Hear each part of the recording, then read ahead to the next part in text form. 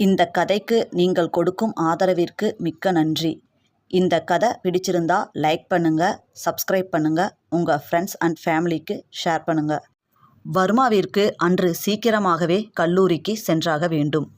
அவன் இப்பொழுது பொறியியல் கடைசி வருடத்தில் இருப்பதால் இன்று அவனுடைய ப்ராஜெக்ட் சப்மிட் செய்ய வேண்டிய முறை. தனது தந்தையிடம் வந்தவன், அப்பா நான் காலேஜுக்கு கிளம்புறேன் என்றான். பார்த்து போயிட்டு வாப்பா என்ற அருள்மாறனிடம் தலையசைத்துவிட்டு சென்றவன் கம்பீரத்தையே புன்னகையுடன் பார்த்திருந்தார் அருள்மாறன். வர்மாவின் தாய் இறந்த பிறகு 5 வருடங்களாக தனக்குள்ளேயே இறுகி போய் இருந்த வர்மா, பிரகாஷின் நட்பு கிடைத்த இந்த 3 வருடத்தில் சற்று இயல்பாக இருக்கிறான் என நினைத்தவர், என் மகன் இப்படியே இருக்கணும் முருகா என கடவுளை வேண்டிக் கொண்டார். தனது மகன் இந்த வேண்டுதல் பலிக்க என்னென்ன துயரங்களை தாண்டி வர வேண்டும் என்பது தெரியாமல் வேகமாக தனது காரை ஓட்டிக்கொண்டு சென்றவன், பிரகாஷ் அப்பொழுதுதான் பல் துலக்கி கொண்டு இருப்பதைக் கண்டு எரிச்சலாகி வேகமாக அவனை குளியலறைக்குள் தள்ளி சென்று அவன் மீது ஒரு பக்கெட் தண்ணீரை கொட்டினான். டேய் மச்சான், என்னடா பண்ணுற, நான் இன்னும் பல் கூட ஒழுங்கா விளக்கல என்றவனை முறைத்தவன், இன்னைக்கு என்னோட ப்ராஜெக்ட் சப்மிட் பண்ணுற டேட்னு உனக்கு தெரியாதா, ஒழுங்கா ட்ரெஸ் மாற்றிட்டு வா என்று கூறினான் வர்மா. என்னடா சொல்கிற, ஒழுங்கா பல் விளக்காம குளிக்காமலா என்று விழிகளை விரித்து கேட்டான் பிரகாஷ். அது உன் ப்ராப்ளம், இன்னும் 5 நிமிஷத்தில் நீ என்ன கெட்டப்பில் இருந்தாலும் அப்படியே உன்னை காரில் தூக்கி போட்டுட்டு போயிடுவேன் என்றவனை அதிர்ந்து பார்த்த பிரகாஷ், கண்டிப்பாக நீ செய்வடா என்றபடி ஓடி சென்று 5 நிமிடத்திற்குள்ளாகவே ரெடியாகி வந்து காரில் அமர்ந்தவனுக்கு மூச்சு வாங்கியது. என்ன மச்சி கிளம்பலாமா என்று கொண்டே காரை ஸ்டார்ட் செய்தவனை முறைத்த பிரகாஷ், போய் தொலை என்று விட்டு நேராக அமர்ந்து கொண்டான்.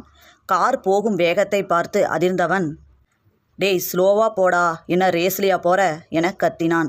டைட்டா பிடிச்சுக்க மச்சி, ஆல்ரெடி ஐ எம் லேட் என்றபடி வேகமாக செல்ல திடீரென பள்ளி சீருடையில் ஒரு சிறிய பெண் குறுக்கே வந்தாள். வேகமாக பிரேக் போட்டு திருப்பியவனின் கார் அப்பொழுதும் தடுமாறி பக்கத்தில் உள்ள கம்பத்தில் சிறிய அளவு உரசி நின்றது. இதுக்கு தான் அப்பவே சொன்னேன் என்று சொன்ன பிரகாஷின் வார்த்தைகளை காதில் வாங்காமல் கோபத்துடன் இறங்கியவன் முன்பு தனது தங்கையை அணைத்தபடி நின்றிருந்தாள் சம்யுக்தா. அவளும் பள்ளி சீருடையில்தான் நின்று இருந்தாள். அவன் ஏதோ பேச வாயெடுப்பதற்குள், ஏண்டா தாரிகா திடீர்னு என் கையை உதறிட்டு ரோட்ல இறங்கிட்ட என சம்யுக்தா கேட்க, இல்லக்கா அம்மா மாதிரி அந்த பக்கமாக போன மாதிரி இருந்தது என கூறினாள் தாரிகா. உடனே அவளை அணைத்து கண்ணீர் விட்டாள். அம்மா தான் நீ பிறந்ததுமே நம்மளை விட்டு சாமிக்கிட்ட போயிட்டாங்க, இனி வரமாட்டாங்கன்னு சொன்னோம் இல்லடா என்று தங்கைக்கு ஆறுதல் சொன்னவளை பார்க்கையில் வர்மாவின் மனதில் அப்படி ஒரு வலி எழுந்தது. தனக்கே தன் தாயின் நினைவு இன்னும் வாட்டுகிறது. ஆனால் தன்னை விட சிறிய பெண்ணாக இருந்து கொண்டு தங்கைக்கு ஆறுதல் சொல்கிறாளே என நினைத்து அவளையே இமைக்காமல் பார்த்திருந்தான் வர்மா. இல்லை என தாரிகா ஏதோ சொல்ல வருவதற்குள் அங்கே வந்த ஒரு நபர் தாரிகாவை பார்த்து, ஏமா பார்த்து வர மாட்டியா என ஏதோ சொல்ல ஆரம்பிக்க, ஹலோ என் காருக்கு முன்னாடி தானே வந்தாங்க, நான் பார்த்துக்கிறேன் என சொல்லிக்கொண்டே சென்றவன் தாரிகாவின் தலையில் கை வைத்து அன்புடன் தடவினான். பின் கீழே இருந்த அவளது புத்தகப் பையை எடுத்து அவளிடம் கொடுத்தவன், அம்மா சாமி கிட்ட போயிட்டா திரும்ப வரவே மாட்டாங்க கண்ணம்மா, இனி நீ சந்தோஷமா இருந்த அப்படின்னா அதை பார்த்து அம்மாவும் சந்தோஷப்படுவாங்க, அதுவும் சாமியா இருந்து மட்டும்தான். எப்படி சாமி நமக்கு எல்லாம் செய்யும் ஆனால் பார்க்க முடியாதோ அதே மாதிரி தான் அம்மா உனக்கு எல்லாம் செய்வாங்க ஆனால் பார்க்க முடியாது என்றான் வர்மா. சரி அங்கிள், அப்படின்னா இனிமே நான் அம்மாவை சாமியை கும்பிட்டுக்கிற மாதிரி கும்பிட்டுக்கிறேன் என்று உடனே மகிழ்ச்சியாக சொன்ன தங்கையை ஆச்சரியமாக பார்த்தாள் சம்யுக்தா. உடனே திரும்பி நன்றியாக வர்மாவை பார்த்தாள். தாரிகாவிற்கு இப்படி ஒரு ஆறுதல் யாரும் சொன்னதில்லை. அவர்களது தந்தை வழிபாட்டி ஞானாம்பாள் 4 வருடத்திற்கு முன்புதான் இறந்தார். அவர் இருக்கும் வரை அகல்யாவுடன் சேர்ந்து கொண்டு, உன்னால தான் உங்கள் அம்மா போயிட்டா, நீ பிறக்கலன்னு யாரு அழுதா என கரித்து கொட்டி கொண்டே இருப்பார். ராகவனுக்கு அவ்வளவு ஆத்திரமாக வரும். அவர் இப்படி பேசுவதால் தான் குழந்தை மற்றும் வீட்டு வேலை எதிலும் அவர் உதவியை நாடியது இல்லை ராகவன். அவ்வப்போது அகல்யா மட்டும் வந்து உதவி செய்வது போல் சிறிது நேரம் இருந்துவிட்டு போவார். ஆனால் பின்பக்கமாக இருந்து ஞானாம்பாளை உசுப்பி விடுவதே அவர்தான். தாயாக இருப்பதால் அவரை எதுவும் செய்ய முடியவில்லை ராகவனால். தன் பெண்ணை தான் சமாதானம் செய்வார். தாயுடன் பேசுவதையே விட்டுவிட்டார். சில நேரம் வீட்டு வேலை, அலுவலக வேலை என மகன் கஷ்டப்படுகிறான் என புலம்புவார். அப்படின்னா நீ வீட்டு வேலை செய்யலாம்ல என ராகவன் எங்கோ பார்த்து கொண்டு கேட்டால், நானே ஒரு நோயாளி, நான் எப்படி செய்ய முடியும் என்பார். தாயைப்போல பிள்ளை, நூலை போல சேலை, செய்யறதுக்கு நான் மட்டும் ரெண்டுக்கும் ஏதாவது வந்துடும் என ஞானாம்பாளையும் அகல்யாவையும் கரித்து கொட்டுவார் மனதிற்குள்ளேயே.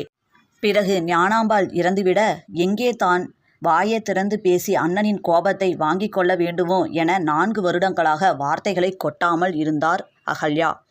ஆனாலும் தாரிகாவிற்கும் வர்ஷாவிற்கும் ஒரே வயது என்பதால் அனைத்துமே ஒன்று போலதான் செய்ய வேண்டும் என எதிர்பார்ப்பார். ராகவன் ஒன்று போல செய்தாலுமே அதிலும் ஏதாவது குறை கண்டுபிடிப்பார். அன்று ராகவன் அவசரமாக வேலைக்கு கிளம்பி கொண்டிருந்தார். அப்பா, நேத்து ஜாமெண்ட்ரி பாக்ஸ் கேட்டேனே என்றபடி அவர் முன் வந்து நின்றாள் தாரிகா. இந்தாடா என்று அலமாரியில் இருந்து எடுத்து கொடுத்தார் ராகவன்.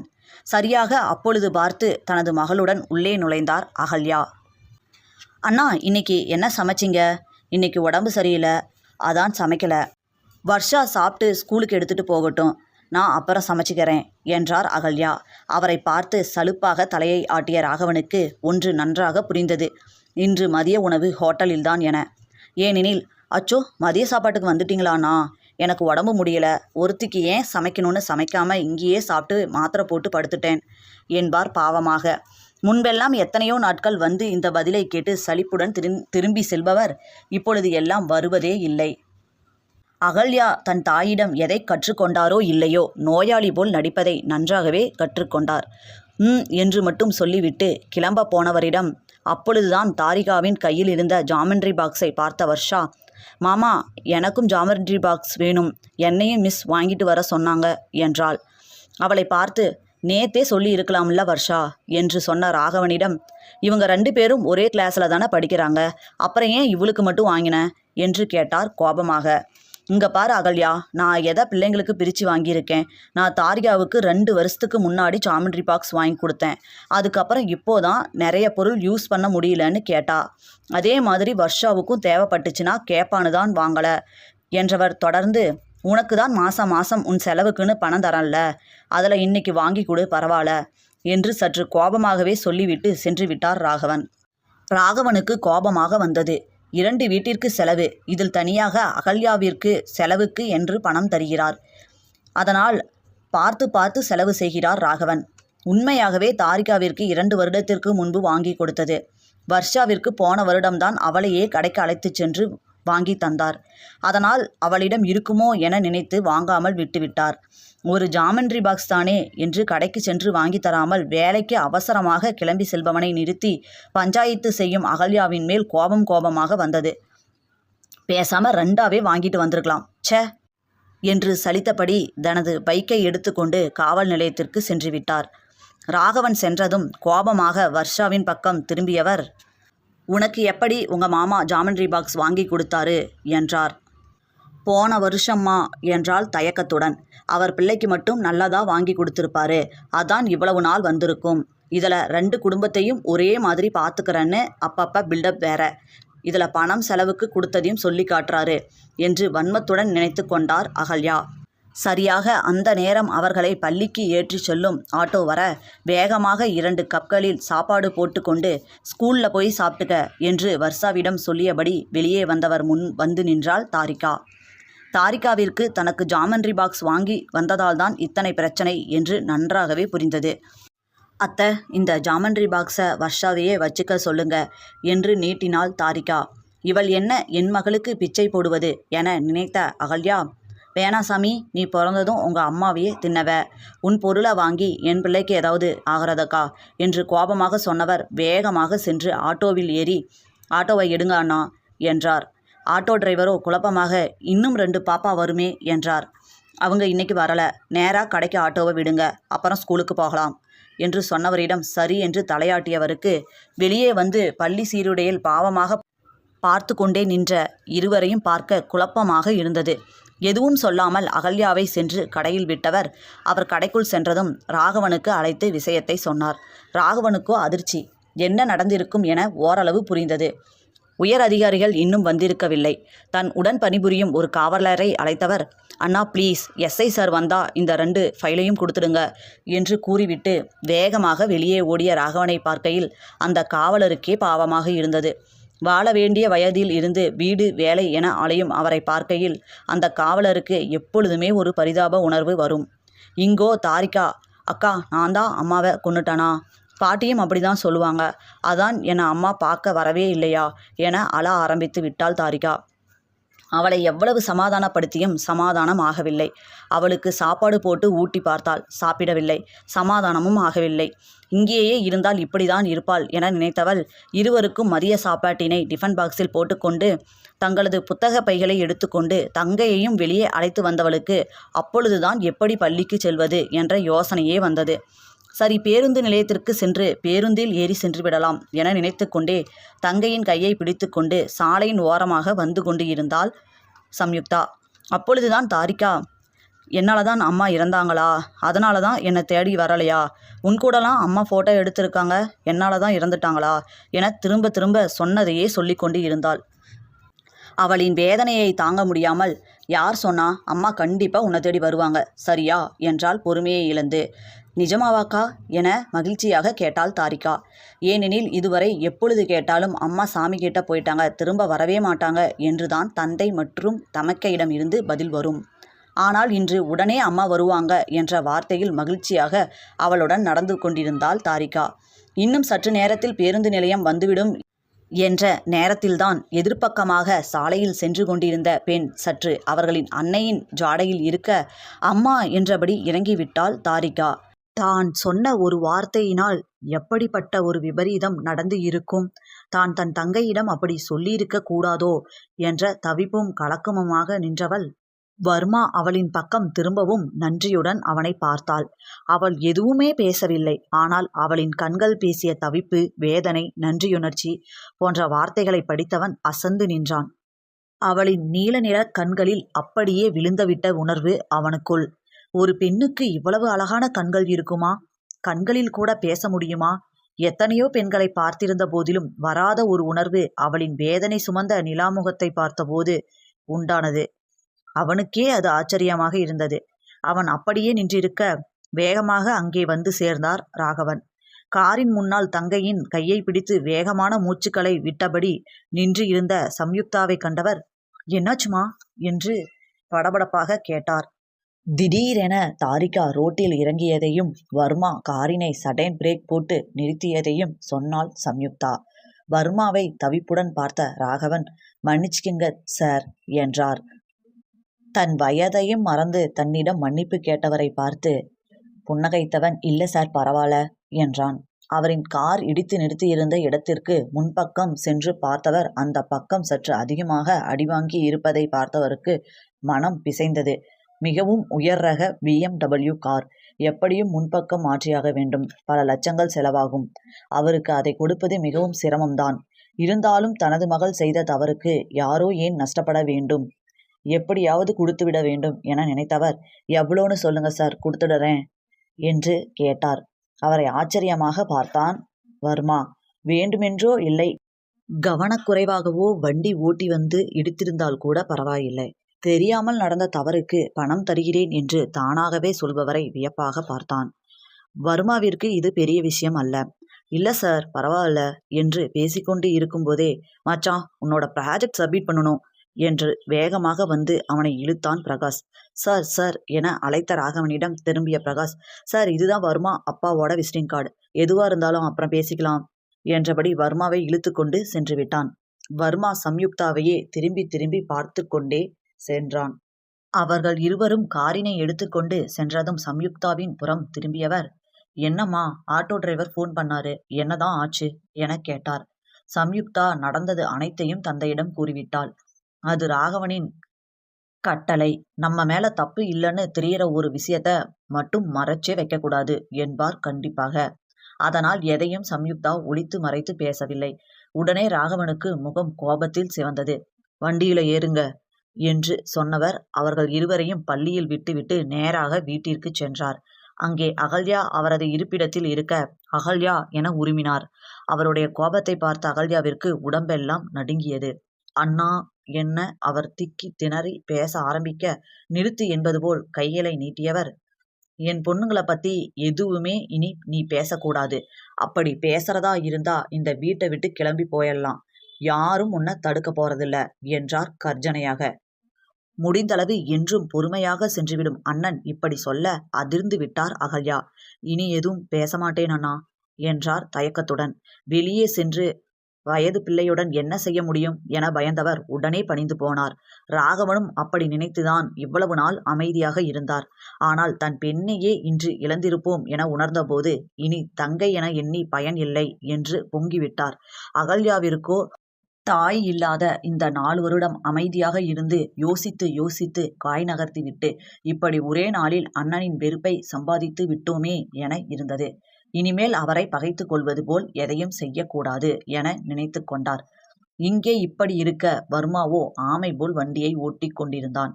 அவனுக்கு மனம் முழுவதும் சம்யுக்தாவே நிறைந்து இருந்தாள். உன் கண்ணு என கொல்லுதடி என மனதிற்குள் நினைத்தவனுக்கு அப்படி ஒரு வியப்பு. அவள் தன்னை என்னதான் செய்கிறாள் என அவனுக்கே தெரியவில்லை. தனக்குள் சிரித்து கொண்டவனை புரியாமல் பார்த்தான் பிரகாஷ். ஆனாலும் அவன் சிரிப்பது மனதிற்கு மிகவும் இதமாக இருந்தது. மச்சான், என்னை இறக்கிவிட்ட அப்படின்னா நடந்து வந்துடுவேன். ஏன் இப்படி கஷ்டப்பட்டு காரை உருட்டிட்டு வர என்ற பிரகாஷை முறைத்து பார்த்தான் வர்மா. பின் அந்த பொண்ணு ஞாபகமாவே இருக்குடா என்றான் ரசனையுடன். அவன் தாரிகாவை கூறுகிறான் என நினைத்த பிரகாஷ், ஞாபகம் இல்லனாதானா அதிசயம். உனக்கு தான் கொஞ்சம் அம்மா சென்டிமெண்ட் இருக்கே. அங்கிள் கூட சொல்லுவாரு, ஸ்டீஃபன் அண்ணா ஒய்ஃபோட அம்மா அழுதாங்கன்னு. என்ன பிரச்சனை எதுவுமே தெரிஞ்சுக்காம நீ அடம் பிடிச்சு அவரை காப்பாத்தனன்னு. அப்படி இருக்கிறப்ப இது சின்ன பொண்ணு, எப்படி நினைக்காம இருப்ப என்று வர்மாவை பார்த்து கேட்டான் பிரகாஷ். அவனை பார்த்து சலிப்புடன் தலையை ஆட்டியவன், இவன்கிட்ட போய் சொன்னோம் பாரு என்று தனக்குள் நொந்து கொண்டான். அன்றிலிருந்து 2 நாட்கள் தனக்குள் சிரித்து கொண்டு கல்லூரி செல்வதும் வருவதுமாக இருந்த மகனை வியப்புடன் பார்த்தார் வர்மாவின் தந்தை. அவருக்கு மகனின் மாற்றம் புரியவில்லை. ஆனால் பிரகாஷிற்கோ நன்றாக புரிந்தது. காரினை எடுத்த வர்மா நேராக பிரகாஷின் அறைக்கு முன் சென்று நிறுத்தினான். வேகமாக அறையை பூட்டிக் கொண்டு வர்மாவை தாண்டி வேகமாக ஓட பார்த்தவனின் சட்டை காலரை இழுத்து பிடித்தான் வர்மா. டே மச்சான், இன்னைக்கு என் ப்ராஜெக்ட், தயவு செஞ்சு என்னை விட்டுருடா, நான் சீக்கிரம் போய் சப்மிட் பண்ணணும்டா என்று கெஞ்சி அவனை காரின் கதவை திறந்து ஏறு என்பது போல சைகை செய்ய ஏறிக்கொண்டான். காரில் இருந்த பிளேயரில் காதல் பாடல்களை ஓடவிட்டு கொண்டு சிரித்து கொண்டே வந்தவனை எரித்து விடுவது போல் பார்த்தவன், மச்சான், ஏற்கனவே நீ ப்ராஜெக்ட் சப்மிட் பண்ண லேட் ஆனதால உனக்கு மார்க் குறைஞ்சிடுச்சு. இப்ப என்னையும் ஏன்டா இப்படி பழிவாங்கற? வேணாம் மச்சான், விட்டுடுடா என்றவனை திரும்பி சிரிப்புடன் பார்த்த வர்மா, உன் தங்கச்சியை பார்த்துட்டு போலாண்டா என சொல்ல அவனை உற்று பார்த்த பிரகாஷ், டே, உன்னை நம்ம காலேஜிலேயே எத்தனை பொண்ணுங்க பாக்குறாங்க. எப்படிடா ஒரே நிமிஷத்துல அந்த பொண்ணுகிட்ட விழுந்த? இதுல 2 நாளா என்ன சாகடிக்கிற. அந்த பொண்ணை பார்த்துட்டு காலேஜ் போயிட்டு இருக்கோம். இவ்வளோ நாள் நல்ல பர்சன்டேஜ் எடுத்தோம். நீ பண்றத பார்த்தா 2 பேருக்கும் முட்டை மார்க்கு கூட போட யோசிப்பாங்க. நம்ம ப்ரொஃபசர்ஸ் அந்த அளவுக்கு நம்ம நிலைமை இருக்கு என்றான் பிரகாஷ் புலம்பலாக. விடுடா, படிச்சுக்கலாம் என்றபடி அந்த பள்ளியின் வாசலின் எதிர்பக்கமாக சென்று தனது காரை நிறுத்தினான் வர்மா. சிறிது நேரத்திற்கு பிறகு சம்யுக்தா, தாரிகா, வர்ஷா மூவரும் ஆட்டோவில் வந்து இறங்கினர். சம்யுக்தா உள்ளே செல்லும் வரை அவளை கண்வெட்டாமல் பார்த்தவன் அவள் சென்றதும் காரை எடுத்துக்கொண்டு கிளம்பினான். இப்படியாக அந்த வாரம் முடிந்து ஞாயிற்றுக்கிழமை வந்தது. காலையில் எழுந்து உடற்பயிற்சி அனைத்தையும் முடித்துவிட்டு வந்து ஹாலில் அமர்ந்தான் வர்மா. அப்போது அங்கு வந்த அருள்மாறன், என்ன வர்மா, ஒர்க் அவுட் பண்ணி முடிச்சிட்டியா என கேட்டார். முடிச்சிட்டேன்ப்பா என்றவன் முகத்தில் தெரிந்த பரவசத்தை பார்த்து மனம் நிறைந்தது அருள்மாறனுக்கு. வர்மாவின் தாய் இறக்கும்போது அவனுக்கு 12 வயதுதான் இருக்கும். அப்பொழுது இருந்தே இறுக்கத்துடனேதான் இருப்பான் வர்மா. பிரகாஷுடன் நட்பு ஏற்பட்ட பிறகு சற்று இளகிய தன்மை வர்மாவிடம் காணப்பட்டாலும் இப்பொழுது எல்லாம் அவன் முகத்தில் நிலைத்திருக்கும் நிரந்தர சிரிப்பு அருள்மாறனுக்கு அப்படி ஒரு நிம்மதியை தந்தது. அந்த நேரம் பார்த்து இன்டர்காமில் அழைப்பு வர அதை உயிர்ப்பித்தார் அருள்மாறன். எதிர்பக்கம் இருந்த வீட்டின் காவலாளியோ, சார், உங்களை பார்க்க ராகவன் அப்படின்னு ஒருத்தர் வந்திருக்காரு. உங்க விசிட்டிங் கார்டு வச்சிருக்காரு, உள்ள அனுப்பட்டுமா என கேட்டார். யாராக இருக்கும் என யோசித்து கொண்டே, சரி, உள்ள அனுப்புங்க என கூறினார். வீட்டின் பிரம்மாண்டத்தை பார்த்து வியந்து கொண்டே உள்ளே வந்தார் ராகவன். உள்ளே வந்தவரை ஆச்சரியமாக பார்த்த வர்மா, வாங்க சார் என அழைத்தான். யார் என யோசித்தாலும் மகனின் விருந்தோம்பலை பார்த்த அருள்மாறன், வாங்க உட்காருங்க என்றார். அமர்ந்த ராகவன் வர்மாவை பார்த்து கொண்டே, சார் இதில் 5 லட்சம் இருக்கு, நீங்க எவ்வளோன்னு சொல்லவே இல்லை, அதான் நானே எடுத்துட்டு வந்துட்டேன் என்றார். அவரை ஆழ்ந்து பார்த்தான் வர்மா. அவனுடைய பார்வை புரியாமல், நீங்க எவ்வளோ ஆச்சுன்னு சொன்னீங்கன்னா மீதியை ரெடி பண்ணி தந்துடுறேன் என்றார் யோசனையாக. என்ன அங்கிள் நீங்க என்று சொன்னவன், அங்கிள்னு கூப்பிடலாம்ல என கேட்க, அவனின் நட்பு ரீதியான பேச்சில் கூப்பிடுங்க தம்பி என்று புன்னகையுடன் கூறினார் ராகவன். அவரும் சாரிலிருந்து தம்பிக்கு மாறியிருந்தார். அங்கிள், மொத்த செலவே 70,000 தான் என்று அவரிடம் சொன்னவன் 70,000 எடுத்துக்கொண்டு மீதியை நீட்டினான். அந்த காருக்கு 70,000 மட்டுமா ஆகியிருக்கும் என யோசித்து கொண்டே மீதியை வாங்கினார். யாரு வருமா இவரு, இது என்ன பணம் என்று கேட்ட தந்தையிடம், அப்பா நம்ம கார் லைட்டா டேமேஜ் ஆச்சுல்ல என்று சொல்லி அனைத்தையும் கூறினான். அவரும் மகனின் கூற்றை ஆமோதிப்பதாக, ஆமா சார் 70,000 தான் ஆச்சு, அதுக்கு மேல வேணாம் என்று கூறிவிட்டார். பேச்சுவாக்கில் அவர் காவல்துறையில் எழுத்தாளராக பணிபுரிவதை அறிந்து கொண்ட அருள்மாறன், பரவாயில்லையே, சும்மாவே எல்லாம் போலீஸை காட்டி மிரட்டுவாங்க, நீங்க போலீஸ்லயே இருந்துகிட்டு வீடு தேடி வந்து பணம் தரீங்க என்றார் வியப்பை குரலில் காட்டி. நம்மால நஷ்டப்பட்டா நாம தானே சரி பண்ணணும் என்று விட்டு கிளம்பிய ராகவனின் நேர்மை மிகவும் பிடித்தது அருள்மாறனுக்கு. அவர் சென்றதும், ஏன் வருமா, அந்த காருக்கு 4,10,000 செலவு ஆச்சு, வாங்கக்கூடாதுன்னு நினைச்சா முழுசா வாங்காம இருக்கலாம்ல என்று கேட்ட தந்தையிடம், அவர் வாங்கலனாலும் ஒத்துக்க மாட்டாருப்பா, அவரு பேசுறதுலயே தெரியலையா என்று கேள்வியுடன் நிறுத்தினான் வர்மா. அது வேணா உண்மைதான், இப்படி ஒருத்தரை இந்த காலத்துல பார்க்க முடியுமா என்று விட்டு அங்கிருந்து அகன்று விட்டார் அருள்மாறன். வீட்டினுள் பணத்துடன் நுழைந்த அண்ணனை பார்க்கையில் நிம்மதியாக இருந்தது அகல்யாவிற்கு. அந்த வீட்டினுடைய பத்திரத்தை வைத்துதான் ராகவன் கடன் வாங்கி இருந்தார். எப்படியும் கொஞ்சம் கொஞ்சமாக கட்டி மீட்டிடலாம், யார் பணத்திலும் நாம வாழ வேணாம் என நேற்று கூறியவரை பார்க்கையில் அவ்வளவு ஆத்திரமாக வந்தது அகல்யாவிற்கு. அவனே பணம் கேட்கல, இவர் போய் கொடுக்கறாராம், அதுவும் வீட்டு பத்திரத்தை வச்சு. இந்த காலத்திலயும் இப்படி ஒருத்தர் இருப்பாங்களா, நான் எப்படித்தான் என் பொண்ணை கரை சேர்த்த போறானோ என நினைத்து கொண்டார். ஆனால் வர்மா பணம் குறைவாக வாங்கி கொண்டதில் அப்படி ஒரு மகிழ்ச்சி வந்தது அகல்யாவிற்கு. அண்ணா வீட்டு பத்திரம் என அகல்யா இழுக்க, நாளைக்கு முதல் வேலையா பேங்க்ல போய் வாங்கிடுறேன் என்று ராகவன் சொல்ல, அப்பொழுதுதான் அகல்யாவிற்கு அப்பாடா என இருந்தது. அடுத்த நாள் திங்கட்கிழமை விடிந்தது. சம்யுக்தாவிற்கோ அன்று படபடப்பாக இருந்தது. 1 வாரமாக யாரோ தன்னை பார்வையால் தொலைப்பதை உணர்ந்து இருந்தாள் சம்யுக்தா. ஆனால் சுற்றி பார்த்தால் அங்கே ஒரு சிவப்பு நிற கார் நின்றிருக்குமே தவிர வேறு யாரும் இருக்க மாட்டார்கள். ஆனால் தொடர்ந்து அந்த சிவப்பு நிற கார் அங்கேயே இருக்க சம்யுக்தாக்கோ வியப்பு. சரி, யாராவது ஸ்கூல் ஸ்டூடெண்ட்டை டிராப் பண்ண வந்து இருப்பாங்க, நமக்கு எதுக்கு என அதை கைவிட்டு இருந்தாள். ஆனால் சனிக்கிழமை அன்று அந்த காரின் மீது சாய்ந்து கொண்டு அவளையே பார்த்து இருந்த வர்மாவை கண்டவளுக்கு உடல் ஒரு முறை அதிர்ந்து மீண்டது. பின்பு உண்மையில் தன்னைத்தான் பார்க்கிறானோ என எண்ணிக்கொண்டே தயங்கியபடி அவனை பார்க்க, அவனோ பின்பக்கமாக தலையை வருடியபடி அவளை பார்த்து கண் சிமிட்டினான். அவளுக்கோ ஐயோடா என இருந்தது. வேகமாக பள்ளியின் உள்ளே சென்று விட்டாள் சம்யுக்தா. அவள் அப்படி சென்றது வர்ஷாவுக்கும் தாரிகாவுக்குமே வித்தியாசமாக இருந்தது. எதேச்சையாக திரும்பிய தாரிகா வர்மாவினை பார்த்து சிரித்தபடி கையை ஆட்ட, வர்மாவும் கையை ஆட்டினான். அவனை பார்த்து சிரித்து கொண்டே உள்ளே சென்று விட்டாள் தாரிகா. பள்ளியை விட்டு வெளியே வந்ததும் சம்யுக்தாவையும் அறியாமல் அவளது கண்கள் அவனை தேடி வட்டமிட்டது. வர்மா எங்கும் இல்லை. உடனே பெருமூச்சு விட்டவள் முன் வந்து நின்றாள் தாரிகா. வர்ஷா இன்னும் வந்திருக்கவில்லை. எங்க தாரிகா வர்ஷா என வர்ஷாவனை விசாரித்தாள் சம்யுக்தா. அக்கா, அவ மிஸ்கிட்ட நோட் வாங்க நின்னுக்கிட்டு இருக்கா என்றவளின் முகம் களை இழந்து காணப்பட்டது. என்னாச்சு தாரிகா, ஏன் ஒரு மாதிரியா இருக்க என தங்கையிடம் கேட்டாள் சம்யுக்தா. அக்கா, என்னோட ஹோம்ஒர்க் நோட் காணோம், அதனால மிஸ் திட்டிட்டாங்க என்றால் பாவமாக முகத்தை வைத்து கொண்டே தாரிகா. உடனே அவளின் வருத்தத்தை காண முடியாமல் குனிந்து தாரிகாவின் முகத்தை ஏந்தியவள் அவளின் மூக்குடன் மூக்கு உரசிக்கொண்டே, என் செல்ல பாப்பா மேல தப்பு இல்லல்ல, அப்ப சோகமா இருக்கவே கூடாது என்றாள் கொஞ்சலாக.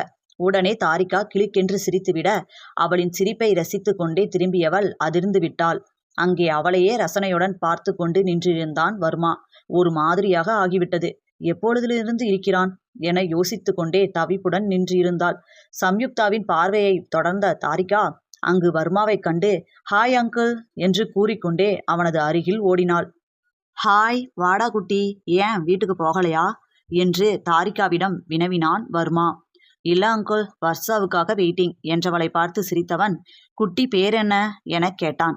தாரிகா என்றவளிடம் ஸ்வீட் நேம் என்றவன் எப்படி தனது தேவதையின் பெயரைக் கேட்பது என தவிக்கும் போதே சம்யுக்தா, தாரிகா வர்ஷா வந்துட்டா வா என அழைக்க தாரிகா ஓடியே சென்று விட்டாள்.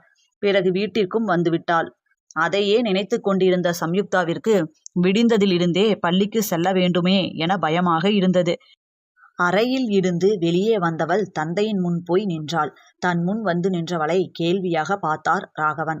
அப்பா என தயங்கியவளை என்னடா என அன்போடு கேட்டார் ராகவன். இன்னைக்கு ஸ்கூல் லீவ் போட்டுடட்டுமா? ஸ்கூலுக்கு போகவே பிடிக்கலப்பா என்றவளை முறைத்த ராகவன், ஏன் உடம்புக்கு எதுவும் முடியலையா என்று கேட்டார். இல்லப்பா என்று இழுத்தவளிடம், இங்க பார் சம்யுக்தா, உனக்கே தெரியும் நான் அன்பா நடந்துக்கிற இடத்துல தான் அன்பா இருப்பேன். அதை விட டிசிப்ளின் ரொம்ப முக்கியம். ஸ்கூலுக்கு லீவ் போடுற அளவுக்கு அப்படி என்ன அவசியம் வந்துச்சு? இல்ல வேற ஏதாவது பிரச்சனை இருக்கா என கேட்டார் கண்களில் கூர்மையுடன். இல்லப்பா இல்லப்பா கிளம்புறேன் என திக்கி திணறி சொல்லிவிட்டு சம்யுக்தா அங்கிருந்து ஓடிவிட்டாள். ராகவன் இப்படித்தான் எந்த அளவு பாசக்காரராக இருக்கிறாரோ அந்த அளவு கோபக்காரர். அதனாலேயே வீட்டில் யாரும் அவரை கோபப்படும் அளவிற்கு செல்ல விட மாட்டார்கள். முறைத்தாலே அவர் பேச்சுக்கு மறுபேச்சு பேச மாட்டார்கள். ஆனால் இன்று இருந்த பதட்டத்தில் அவரிடம் நன்றாக வாங்கி கட்டி கொண்டாள் சம்யுக்தா. அவரின் கோபத்தை பார்த்துவிட்ட சம்யுக்தாவிற்கு வர்மா பார்ப்பதால் உண்டான சின்ன குறுகுறுப்பும் மறைந்து போனது. பள்ளிக்கு செல்வாள். அவன் பார்க்கிறான் என தெரிந்தாலும் நிமிரவே மாட்டாள். இப்படியே 3 மாதங்கள் சென்றுவிட்டது. பிரகாஷிற்கு தான் ஆத்திரமாக வந்தது. வர்மா, இது உனக்கே ஓவரா இல்ல? உன் பின்னாடி நம்ம காலேஜில் இருக்கிற பொண்ணுங்க எல்லாருமே அலையறாங்க. நீ என்னடானா உன்னை திரும்பி கூட பார்க்காத இந்த பொண்ணு பின்னாடி சுத்தற. ஃபர்ஸ்ட் அந்த பொண்ணு பேர் என்னன்னு தெரியுமா என கேட்டான். இல்லடா தெரியாது, அவ தங்கச்சி பேரு தாரிகா, அவ்வளவுதான் தெரியும் என்றான் வர்மா. சரி, எப்போதான் அவகிட்ட பேசலான்னு இருக்க என பிரகாஷ் கேட்க, அடுத்த மாசம் அவளுக்கு பரீட்சை, அது முடிஞ்சதுமே சொல்றேன் என்றான் வர்மா. சரி என்பதுடன் விட்டு விட்டான் பிரகாஷ். 12ஆம் வகுப்பு தேர்வும் வந்தது. சம்யுக்தாவால் ஒழுங்காக படிக்கவே முடியவில்லை. கிட்டத்தட்ட 4 மாதங்களாக வர்மா பின்தொடர்ந்த போது வராத ஒரு உணர்வு அவன் தன்னை பார்க்க வராத இந்த 10 நாட்களில் வந்தது. கண்கள் நிதமும் அவனை தேடியது. தேடி தேடி களைத்து சோர்ந்து போனாள் சம்யுக்தா. அன்று அவளுக்கு கடைசி பரீட்சை. தந்தையிடம் சொல்லிவிட்டு தான் வந்தாள். அப்பா, இன்னைக்கு ஆட்டோ வேணான்னு சொல்லிடுங்க, நான் ஃப்ரெண்ட்ஸ் கூட எல்லாம் கொஞ்ச நேரம் பேசிட்டு பஸ் ஏறி வந்துடுறேன் என்ற மகளின் மனது புரிந்தது ராகவனுக்கு. இனி பள்ளி தோழிகளை பார்க்க முடியாது, பேசிவிட்டு வரட்டும் என நினைத்தவர் சரிமா என்று விட்டார். பரீட்சை முடிந்து தோழிகளுடன் பேசிக்கொண்டு இருந்தாள் சம்யுக்தா. பிறகு அனைவரும் வீட்டிற்கு கிளம்ப ஆரம்பித்தனர். வெளியில் வந்த அனைவரும் சைக்கிள் எடுத்துக்கொண்டு புறப்பட்டனர். சம்யுக்தாவின் வீடும் 4 கிலோமீட்டர் தாண்டி இருந்தது. பேருந்து ஏறிதான் செல்ல வேண்டும். சலுப்புடன் நடக்க ஆரம்பித்தாள் சம்யுக்தா. 5 நிமிடம் நடந்தால் போதும், பேருந்து நிலையம் வந்துவிடும். ஆனால் இவ்வளவு நாள் தேர்வுக்காக தூங்காமல் படித்தது, தேர்வு எழுதிய சோர்வு, அதுவும் இல்லாமல் மணி 2ஐ தாண்டி விட்டதால் பசியும் சேர்ந்து கொண்டது. சோர்வாக நடந்தவளின் இடையை பற்றி இழுத்து சுவற்றுடன் சாய்த்து நிறுத்தினான் வர்மா.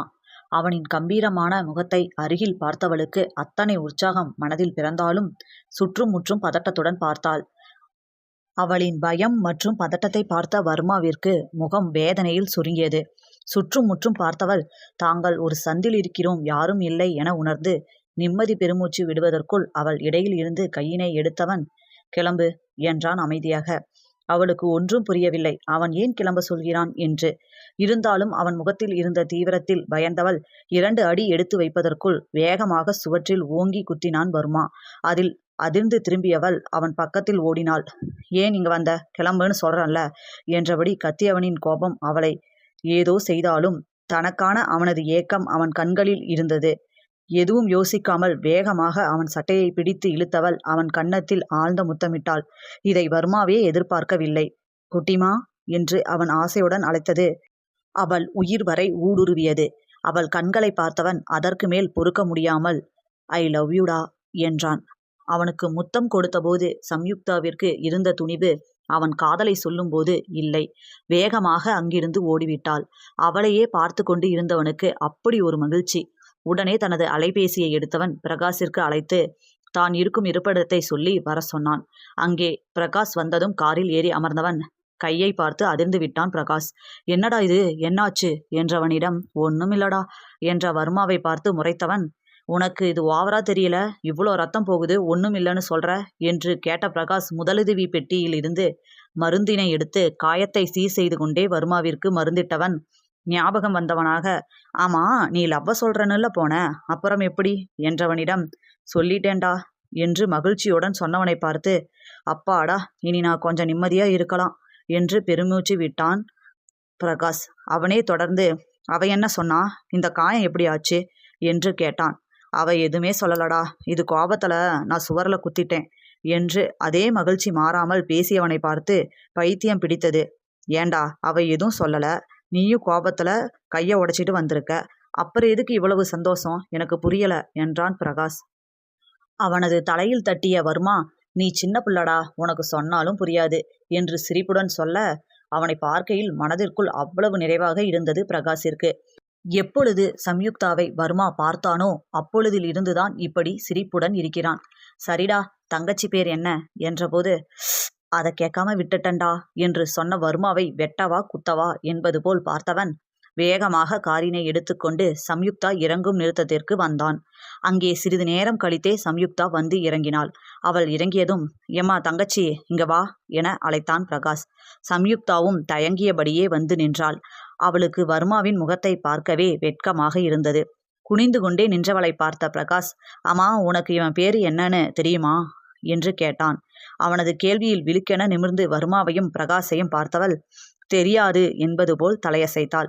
விளங்கும் என நினைத்து கொண்டே, இவன் பேரு விஷ்ணு வர்மா சரியா என்றான். சரி என்பது போல் தலையை ஆட்டியவளிடம், ஆமா உன் பேர் என்ன என்று கேட்டான். சம்யுக்தா என தடுமாறி சொன்னவளிடம், அப்பாடா சந்தோஷமா, உன் பேரு தெரியாததால குட்டிமா குட்டிமான்னு அவனா ஒரு பேரு வச்சு என்கிட்ட பேசியே கொன்னான்.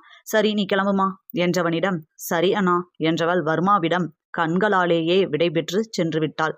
அதற்கு பின் இருவரும் சந்திப்பது மிகவும் கடினமாக இருந்தது.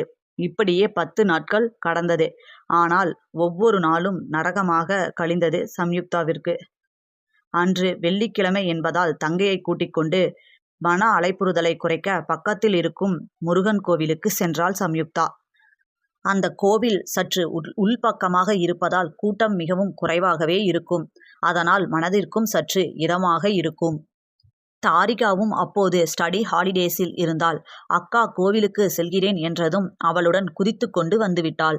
கோவிலுக்கு வந்து வர்மாவை நினைத்து கண்மூடி வேண்டி நின்றவளின் முன் வர்மா வந்து நின்றான். கண்களில் கண்ணீர் திரையிட எங்கே ஒரு நொடி இமைத்தாலும் மறைந்து விடுவானோ என்பது போல அவனையே இமைக்காமல் பார்த்திருந்தாள் சம்யுக்தா. அவனும் அவளையே பார்த்திருக்க, ஐ அங்கிள் என்றபடி ஓடி சென்று வர்மாவின் கைகளை பிடித்து கொண்டாள் தாரிகா. ஹாய் செல்லக்குட்டி, எப்படி இருக்கீங்க என்றவனின் பார்வை சம்யுக்தாவையே சுற்றி வந்தது. சம்யுக்தாவும் அவனது கேள்வியை புரிந்து கொண்டவள் போல் நல்லா இருக்கிறேன் என்பது போல தலையை அசைத்தாள். அப்போது சரியாக கை நிறைய மிட்டாய்களுடன் வந்தான் பிரகாஷ். இந்தா தாரிகா என அவன் கொடுக்க, தேங்க்ஸ் அண்ணா என்றபடி வாங்கி கொண்டாள் தாரிகா. பின்பு மகிழ்ச்சியுடன் வர்மாவின் பக்கம் திரும்பியவள், ஆமா அங்கிள், அப்பாக்கும் உங்களுக்கும் சண்டை சரியாகிடுச்சா என கேட்டாள். என்ன சண்டை என புரியாமல் கேட்ட வர்மாவிடம், அக்கா தான் அங்கிள் சொன்னா, நீங்க எங்க சொந்தக்கார மாமாவாம், அப்பாக்கும் உங்களுக்கும் கார் டேமேஜ் ஆனதால சண்டையாம், அதனால நான் வந்து உங்களை பத்தி அப்பாட்ட பேசவே கூடாதாம் என்றாள் தாரிகா. சம்யுக்தாவிற்கு ஒரே வெட்கமாகி போனது. சம்யுக்தாவிற்கு பரீட்சை நடந்து கொண்டிருக்கும் போது தாரிகா விடுமுறையில் வீட்டில் இருந்தாள்.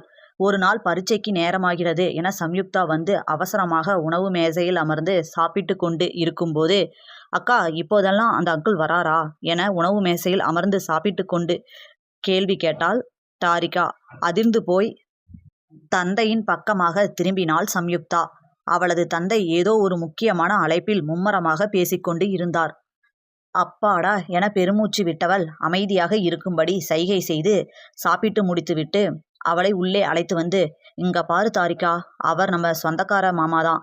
அன்னைக்கு அவரோட கார் நம்மால டேமேஜ் ஆகிடுச்சுல்ல, அதனால அப்பாக்கும் அந்த மாமாவுக்கும் சண்டை. நீ அவரை பத்தி பேசினா அப்பா அவர்கிட்ட சண்டைக்கு போயிடுவாரு என சொல்லி வைத்தாள் சம்யுக்தா. அதைத்தான் இன்று வெளிப்படையாக சொல்லிவிட்டாள் தாரிகா. அவள் சொன்னதை கேட்டு, ஓ மாமான்னு சொல்லி வச்சிருக்காளா என நினைத்து கொண்டே சம்யுக்தாவை பார்த்தவனுக்கு அவள் சிவந்திருந்த முகத்தை பார்த்ததும் குசியானது. உடனே தாரிகாவிடம், அதான் மாமான்னு தெரியுதுல்ல, அப்புறம் என்ன அங்கிள்னு கூப்பிடுற என கேட்டான். சரி, இனிமே மாமானே கூப்பிடுறேன் என்று உடனே சொன்னவளை பார்த்த பிரகாஷ், ஆமா நீ என்ன படிக்கிற என கேட்க, 9th அண்ணா, இப்போ 10th போக போறேன் என சொன்னாள் தாரிகா. இன்னும் பச்சை புள்ளையா இருக்கியடா என நினைத்து கொண்டான் பிரகாஷ்.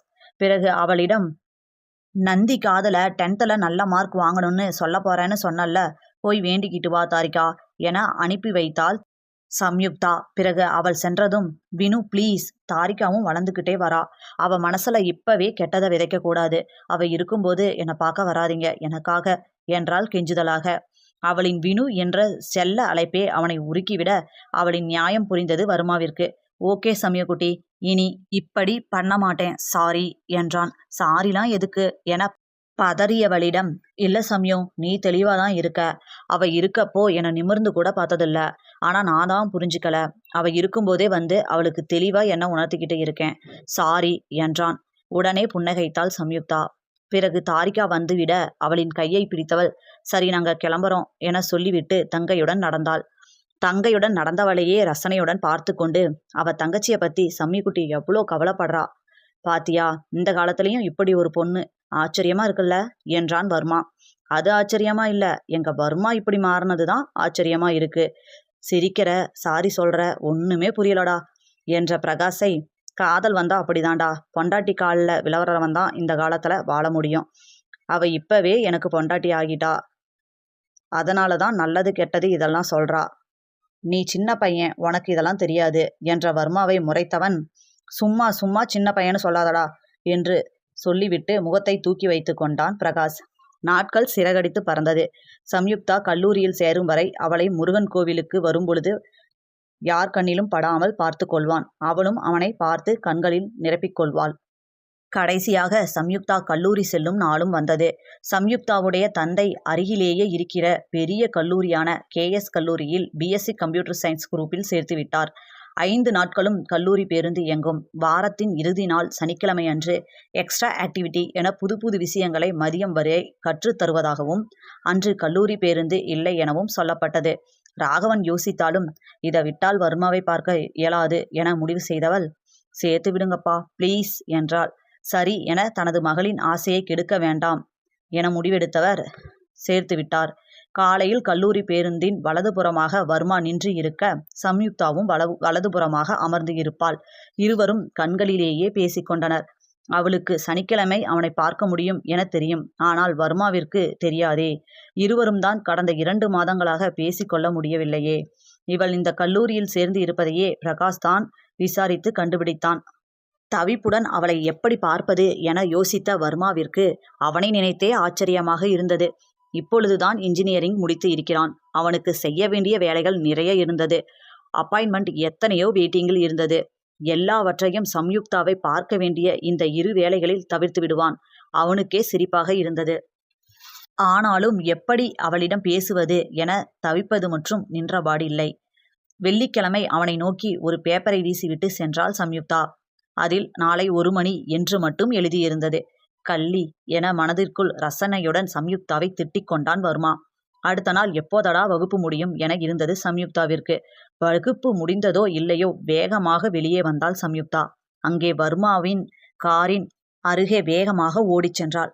வர்மா காரின் கதவின் மேல் சாய்ந்து கொண்டு அவளையே பார்த்திருக்க, ஓடி வந்து அவனை இறுக்கி அணைத்தவள் தேம்பி தேம்பி அழ ஆரம்பித்தாள். ஏ என்னடா குட்டிமா, அழாதடா ப்ளீஸ் என்றவன் அனைவரும் அவர்களையே பார்த்து கொண்டு இருப்பதைக் கண்டு அவளை காரினுள் ஏற்றியவன் மறுபக்கம் வந்து ஏறிக்கொண்டான். மறுபடியும் அவனை அணைத்து கொண்டு அழ ஆரம்பித்தாள் சம்யுக்தா. வர்மாவிற்கு அவளை கண்டு வேதனையாக இருந்தாலும் தனக்காக அழுகிறாள், தன்னை விட குறையாத காதலை கொண்டு இருக்கிறாள் என அவ்வளவு ஆனந்தம். ஆனாலும் அவள் அழுவது காண பிடிக்காமல் அவளுடைய முகத்தை நிமிர்த்தினான். அவள் நிமிரவே இல்லை. உடனே அவள் அன்று தாரிகாவை சமாதானம் செய்தது நினைவிற்கு வர அவளின் மூக்குடன் மூக்கை உரசினான் வர்மா. அதில் நிமிர்ந்து அவன் முகத்தை விழிவிரித்து பார்த்தவள் அவன் முகத்தினை தன் கரங்களில் ஏந்தி மொத்த மழை பொழிய ஆரம்பித்து விட்டாள். அவனுக்கோ அதிர்ச்சி. ஏ சம்யுக்குட்டி என்னடா என்றான். சிறிது நேரத்திலேயே சற்று நிதானத்திற்கு வந்தவள் தேங்க்ஸ் என்றாள். அவள் மூக்கினை பிடித்து செல்லமாக ஆட்டியவன், அது என்ன, இந்த மூக்கோட மூக்கு உரசனா அக்கா தங்கச்சி 2 பேருமே சமாதானம் ஆகிடுறீங்க என ஆச்சரியமாக கேட்டான். அது எங்க அம்மா நான் அழுதா எனக்கு அப்படி பண்ணுவாங்களாம். அதுல இருந்து எங்க அம்மா இறந்தாலும் அதுக்கப்புறம் நான் பண்ணுவேன்னு அப்பா சொல்லுவாங்க. நான் தாரிகாவுக்கு இப்படி பண்ணுவேன், ஆனா எனக்கு யாரும் பண்ணது இல்ல என்றவள் அவன் கையுடன் தனது கையை கோர்த்தாள். ஐ லவ் யூ வினு என்றாள் காதலுடன். அவனுக்கு அப்படி ஒரு மகிழ்ச்சி. அவளையே இமைக்காமல் பார்த்திருந்தான். சம்யுக்தாவிற்கும் வியப்புதான். அவனுடன் ஒரு முறைதான் பேசியிருக்கிறாள். ஆனால் அவனிடம் எந்த ஒரு தயக்கமும் ஏற்படவில்லையே. நாட்கள் மிகவும் இனிமையாக சென்றது. இருவரும் சந்திக்கும் அந்த 1 மணி நேரம் ஒவ்வொரு சனிக்கிழமையும் அவ்வளவு மகிழ்வாக இருந்தது. அதற்காகத்தான் வாழ்வது போன்ற உணர்வு இருவருக்கும். இப்படியே 2 வருடங்கள் கடந்திருக்க, அன்று சனிக்கிழமை வீட்டிற்கு திரும்பி வந்தவளை முறைத்தபடி பார்த்து கொண்டு அமர்ந்து இருந்தாள் தாரிகா. என்ன தாரிகா, ஏன் உள்ள வரும்போதே முறைச்சிக்கிட்டே இருக்க என்றபடி தாரிகாவின் அருகில் சம்யுக்தா அமர, ஆமா சாட்டர்டே அப்படின்னாவே மாமா டேவா என்றவளை அதிர்ந்து பார்த்துவிட்டு உள்பக்கம் திரும்ப, அப்பா இன்னும் வரல என்றாள் தாரிகா கோபமாக. சம்யுக்தாவிற்கு தாரிகாவை நிமிர்ந்து பார்க்கவே குற்ற உணர்வாக இருந்தது. தான் அவளுக்கு ஒரு முன்மாதிரியாக இருந்திருக்க வேண்டும். ஆனால் இப்படி அவள் முன் நிற்கிறோமே என தவிப்பாக இருந்தது. தாரிகா என தடுமாறியவள் ஒரு மூச்சினை இழுத்து தன்னை நிதானப்படுத்திக் கொண்டு, தாரிகா, லவ் பண்றது தப்பு இல்ல. அப்பா சம்மதம் இல்லாம கல்யாணம் பண்ணக்கூடாதுன்னு தான் உறுதியா இருக்கேன். அதுவும் இல்லாம எனக்கும் அவரை பிடிச்சு இருந்தாலும் 6 மாசம் எனக்காக அவர் தவிச்சதை பார்த்ததுக்கு அப்புறம்தான் அவர் கூட இயல்பா பேசி பழக ஆரம்பிச்சேன். அதுக்குள்ள லவ்வும் சொல்லக்கூடாதுன்னு தான் நினைச்சேன். ஆனா சொல்ல வேண்டிய சுச்சுவேஷன் வந்துடுச்சு. அந்த மாதிரி நமக்கானவரான்னு தெரிஞ்சு புரிஞ்சுதான் லவ் பண்ணணும் என்றவளிடம் இருந்த தவிப்பு அவள் கண்களில் தெரிந்தது. இப்போ எதுக்கு இவ்வளோ அட்வைஸ் பண்ற அக்கா? நீ பயப்படாத, நான்லாம் லவ் பண்ணவே மாட்டேன். இன்னொருத்தன் போடுற அட்வைஸ் இதெல்லாம் கேட்டுக்கிட்டு, கண்டிஷன் இதெல்லாம் கேட்டுக்கிட்டு கஷ்டப்படணுமா? ஒரு 25 வருஷம் வரைக்கும் லவ் மேரேஜ் எதுவும் இல்லாம லைஃப்பை நல்லா என்ஜாய் பண்ணுவேன் என்று தெளிவுடன் பேசிய தங்கையை பார்க்கையில் அப்பாடா என இருந்தாலும் அவளின் கடைசி வரியை கேட்டுவிட்டு, ஆமா உனக்கு எப்படி நாங்க சாட்டர்டே ஆனா மீட் பண்றோம்னு தெரியும் என வியப்பாக கேட்டாள் சம்யுக்தா. அதுவா, ஏற்கனவே மாமா ஸ்கூல்லேயே நாள் தவறாம வந்து நிப்பாரு. அப்புறம் ஒரு டைம் கோவிலுக்கு வந்தாரு. அப்பெல்லாம் கூட எனக்கு சந்தேகம் வரல. ஆனா மகாராணிய ஒரு நாள் கூட பார்க்காம இருக்க முடியாதுன்னு டெய்லி சண்டேயும் வந்து நீ கோலம் போடுற அழகை ரசிச்சுட்டு போறாரு. இப்படி இருக்கவரு சாட்டர்டே நீ பஸ்ல வர டைமை மிஸ் பண்ணுவாரா? நீயும் சாட்டர்டே ஆனா 1.5 மணி நேரம் லேட்டா வர. கூட்டி கழிச்சு பார்த்தேன், கணக்கு சரியா வந்துடுச்சு என்று சொன்னாள் சிரிப்புடன். அவள் பேசிய தோரணையில் சம்யுக்தாவும் சிரித்தாள். உடனே தனது சிரிப்பை நிறுத்தி கொண்ட தாரிகா, ஒருவேளை அப்பா உங்க கல்யாணத்துக்கு ஒத்துக்கலனா என்னக்கா பண்ணுவ என கேட்டாள் யோசனையாக. வர்மா நல்லவர்தான். ஒரு பக்கம் அக்காவின் வாழ்க்கையை நினைத்து மகிழ்ந்தாலும் அவர்களது தந்தையை நினைத்து கவலையாகவும் இருந்தது. தாரிகாவின் அந்த வார்த்தைகளில் கண்ணீருடன் நிமிர்ந்து பார்த்த சம்யுக்தா செத்துடுவேன் என்றாள். உடனே தனது அக்காவை அணைத்து கொண்ட தாரிகா, லூசு மாதிரி பேசாதக்கா, அப்பா ஒன்றும் பழமைவாதிலாம் இல்லை. உன்னோட அழகுக்கு எவ்வளவோ பெரிய ரிச்சான இடத்துல இருந்துலாம் உன்னை பொண்ணு கேட்டு வராங்க. ஆனால் நீ முதல்ல நான் படித்து முடிச்சிட்றேன்ப்பா அப்படின்னு சொன்ன ஒரே காரணத்துக்காக அப்பா எந்த சம்பந்தத்தையும் ஏற்றுக்கல. இதிலேயே தெரியலையா அப்பா உன் வார்த்தைக்கு மதிப்பு கொடுப்பாரு என்றவளுக்கு சம்யுக்தாவின் கண்ணீர் ஏதோ செய்தது. அந்த வாரத்தின் நாட்களில் அவளை பார்க்க வரும் வர்மாவிற்கு அவள் முகம் தெளிவாகவும் பிரகாசமாகவும் இருப்பது போல் தோன்றியது. ஆனால் அது என்ன என தெரியாததால் அமைதியாக அந்த வாரம் வரும் சனிக்கிழமைக்காக காத்திருந்தான் வர்மா. வெள்ளிக்கிழமையும் வந்துவிட்டது. நாளை சனிக்கிழமை, சம்யுக்தாவை பார்க்கலாம் என அனைத்து வேலைகளையும் அன்று மகிழ்ச்சியாகவே செய்தான். வீட்டிற்குள் துள்ளலாக வந்த மகனை அழைத்தார் அருள்மாறன். வர்மா, இங்கே வா என அவர் அழைக்க, சொல்லுங்கப்பா என்றபடி அருள்மாறனின் அருகில் சென்றான் வர்மா. அப்பொழுதுதான் வீட்டிற்குள் நுழைந்த பிரகாஷ் வர்மா அருள்மாறனின் அருகில் நிற்பதைக் கண்டு அவனும் அங்கே சென்று நின்றான். ஏன் வர்மா இப்படி பண்ற? எந்த ஒரு டீலர்ஸையும் எவ்வளோ அவசரம்னாலும் சாட்டர்டே மீட் பண்ண மாட்டேன்னு சொல்றாங்க. நம்ம ரிதேஷ் சாட்டர்டே உன்னை டீலிங்ஸ் பத்தி பேச வர சொல்லி அவ்வளோ கம்பல் பண்ணியும் நீ போகலையாமே, என்ன காரணம் என்றார் சற்று கோபமாக அவனது தந்தை. அப்பா ப்ளீஸ், சாட்டர்டே 2 மணி நேரம் எனக்கான நேரம். அது என்னோட பர்சனல். நான் சாட்டர்டே ஃபுல்லாக எல்லாம் யாரையும் மீட் பண்ணாமல் இருக்கலை. அப்படி இருந்திருந்தா 2 வருஷத்துக்கு முன்னாடியே இந்த கம்ப்ளைண்ட் உங்களுக்கு வந்திருக்கும். 1லேருந்து 3 வரைக்கும் தான் நான் அட்டன் பண்ணுறது இல்லை.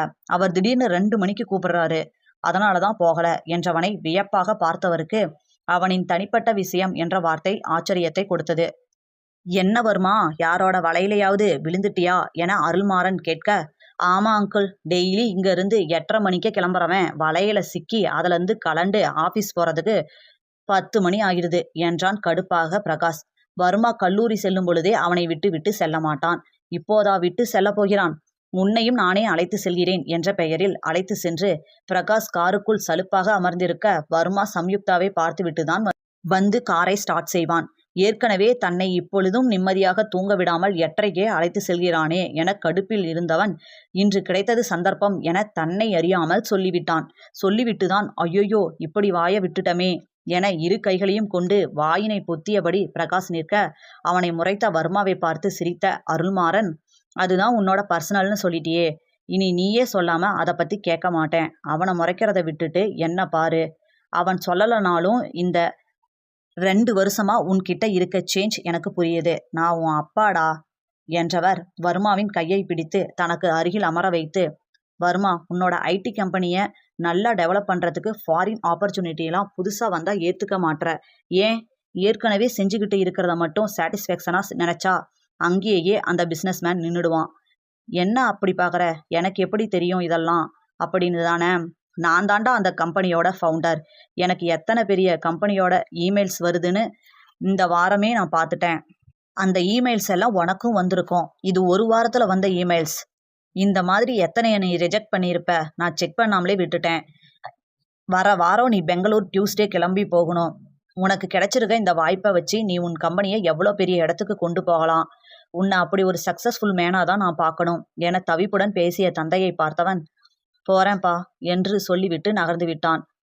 போகும் அவனையே ஆச்சரியமாக பார்த்தான் பிரகாஷ். இதையே எத்தனை முறை நாம சொல்லியிருப்போம் என நினைத்தவன், ஓகே அங்கிள், போயிட்டு வரேன் என விடைபெற்று கிளம்பினான் அருள்மாறனிடம்.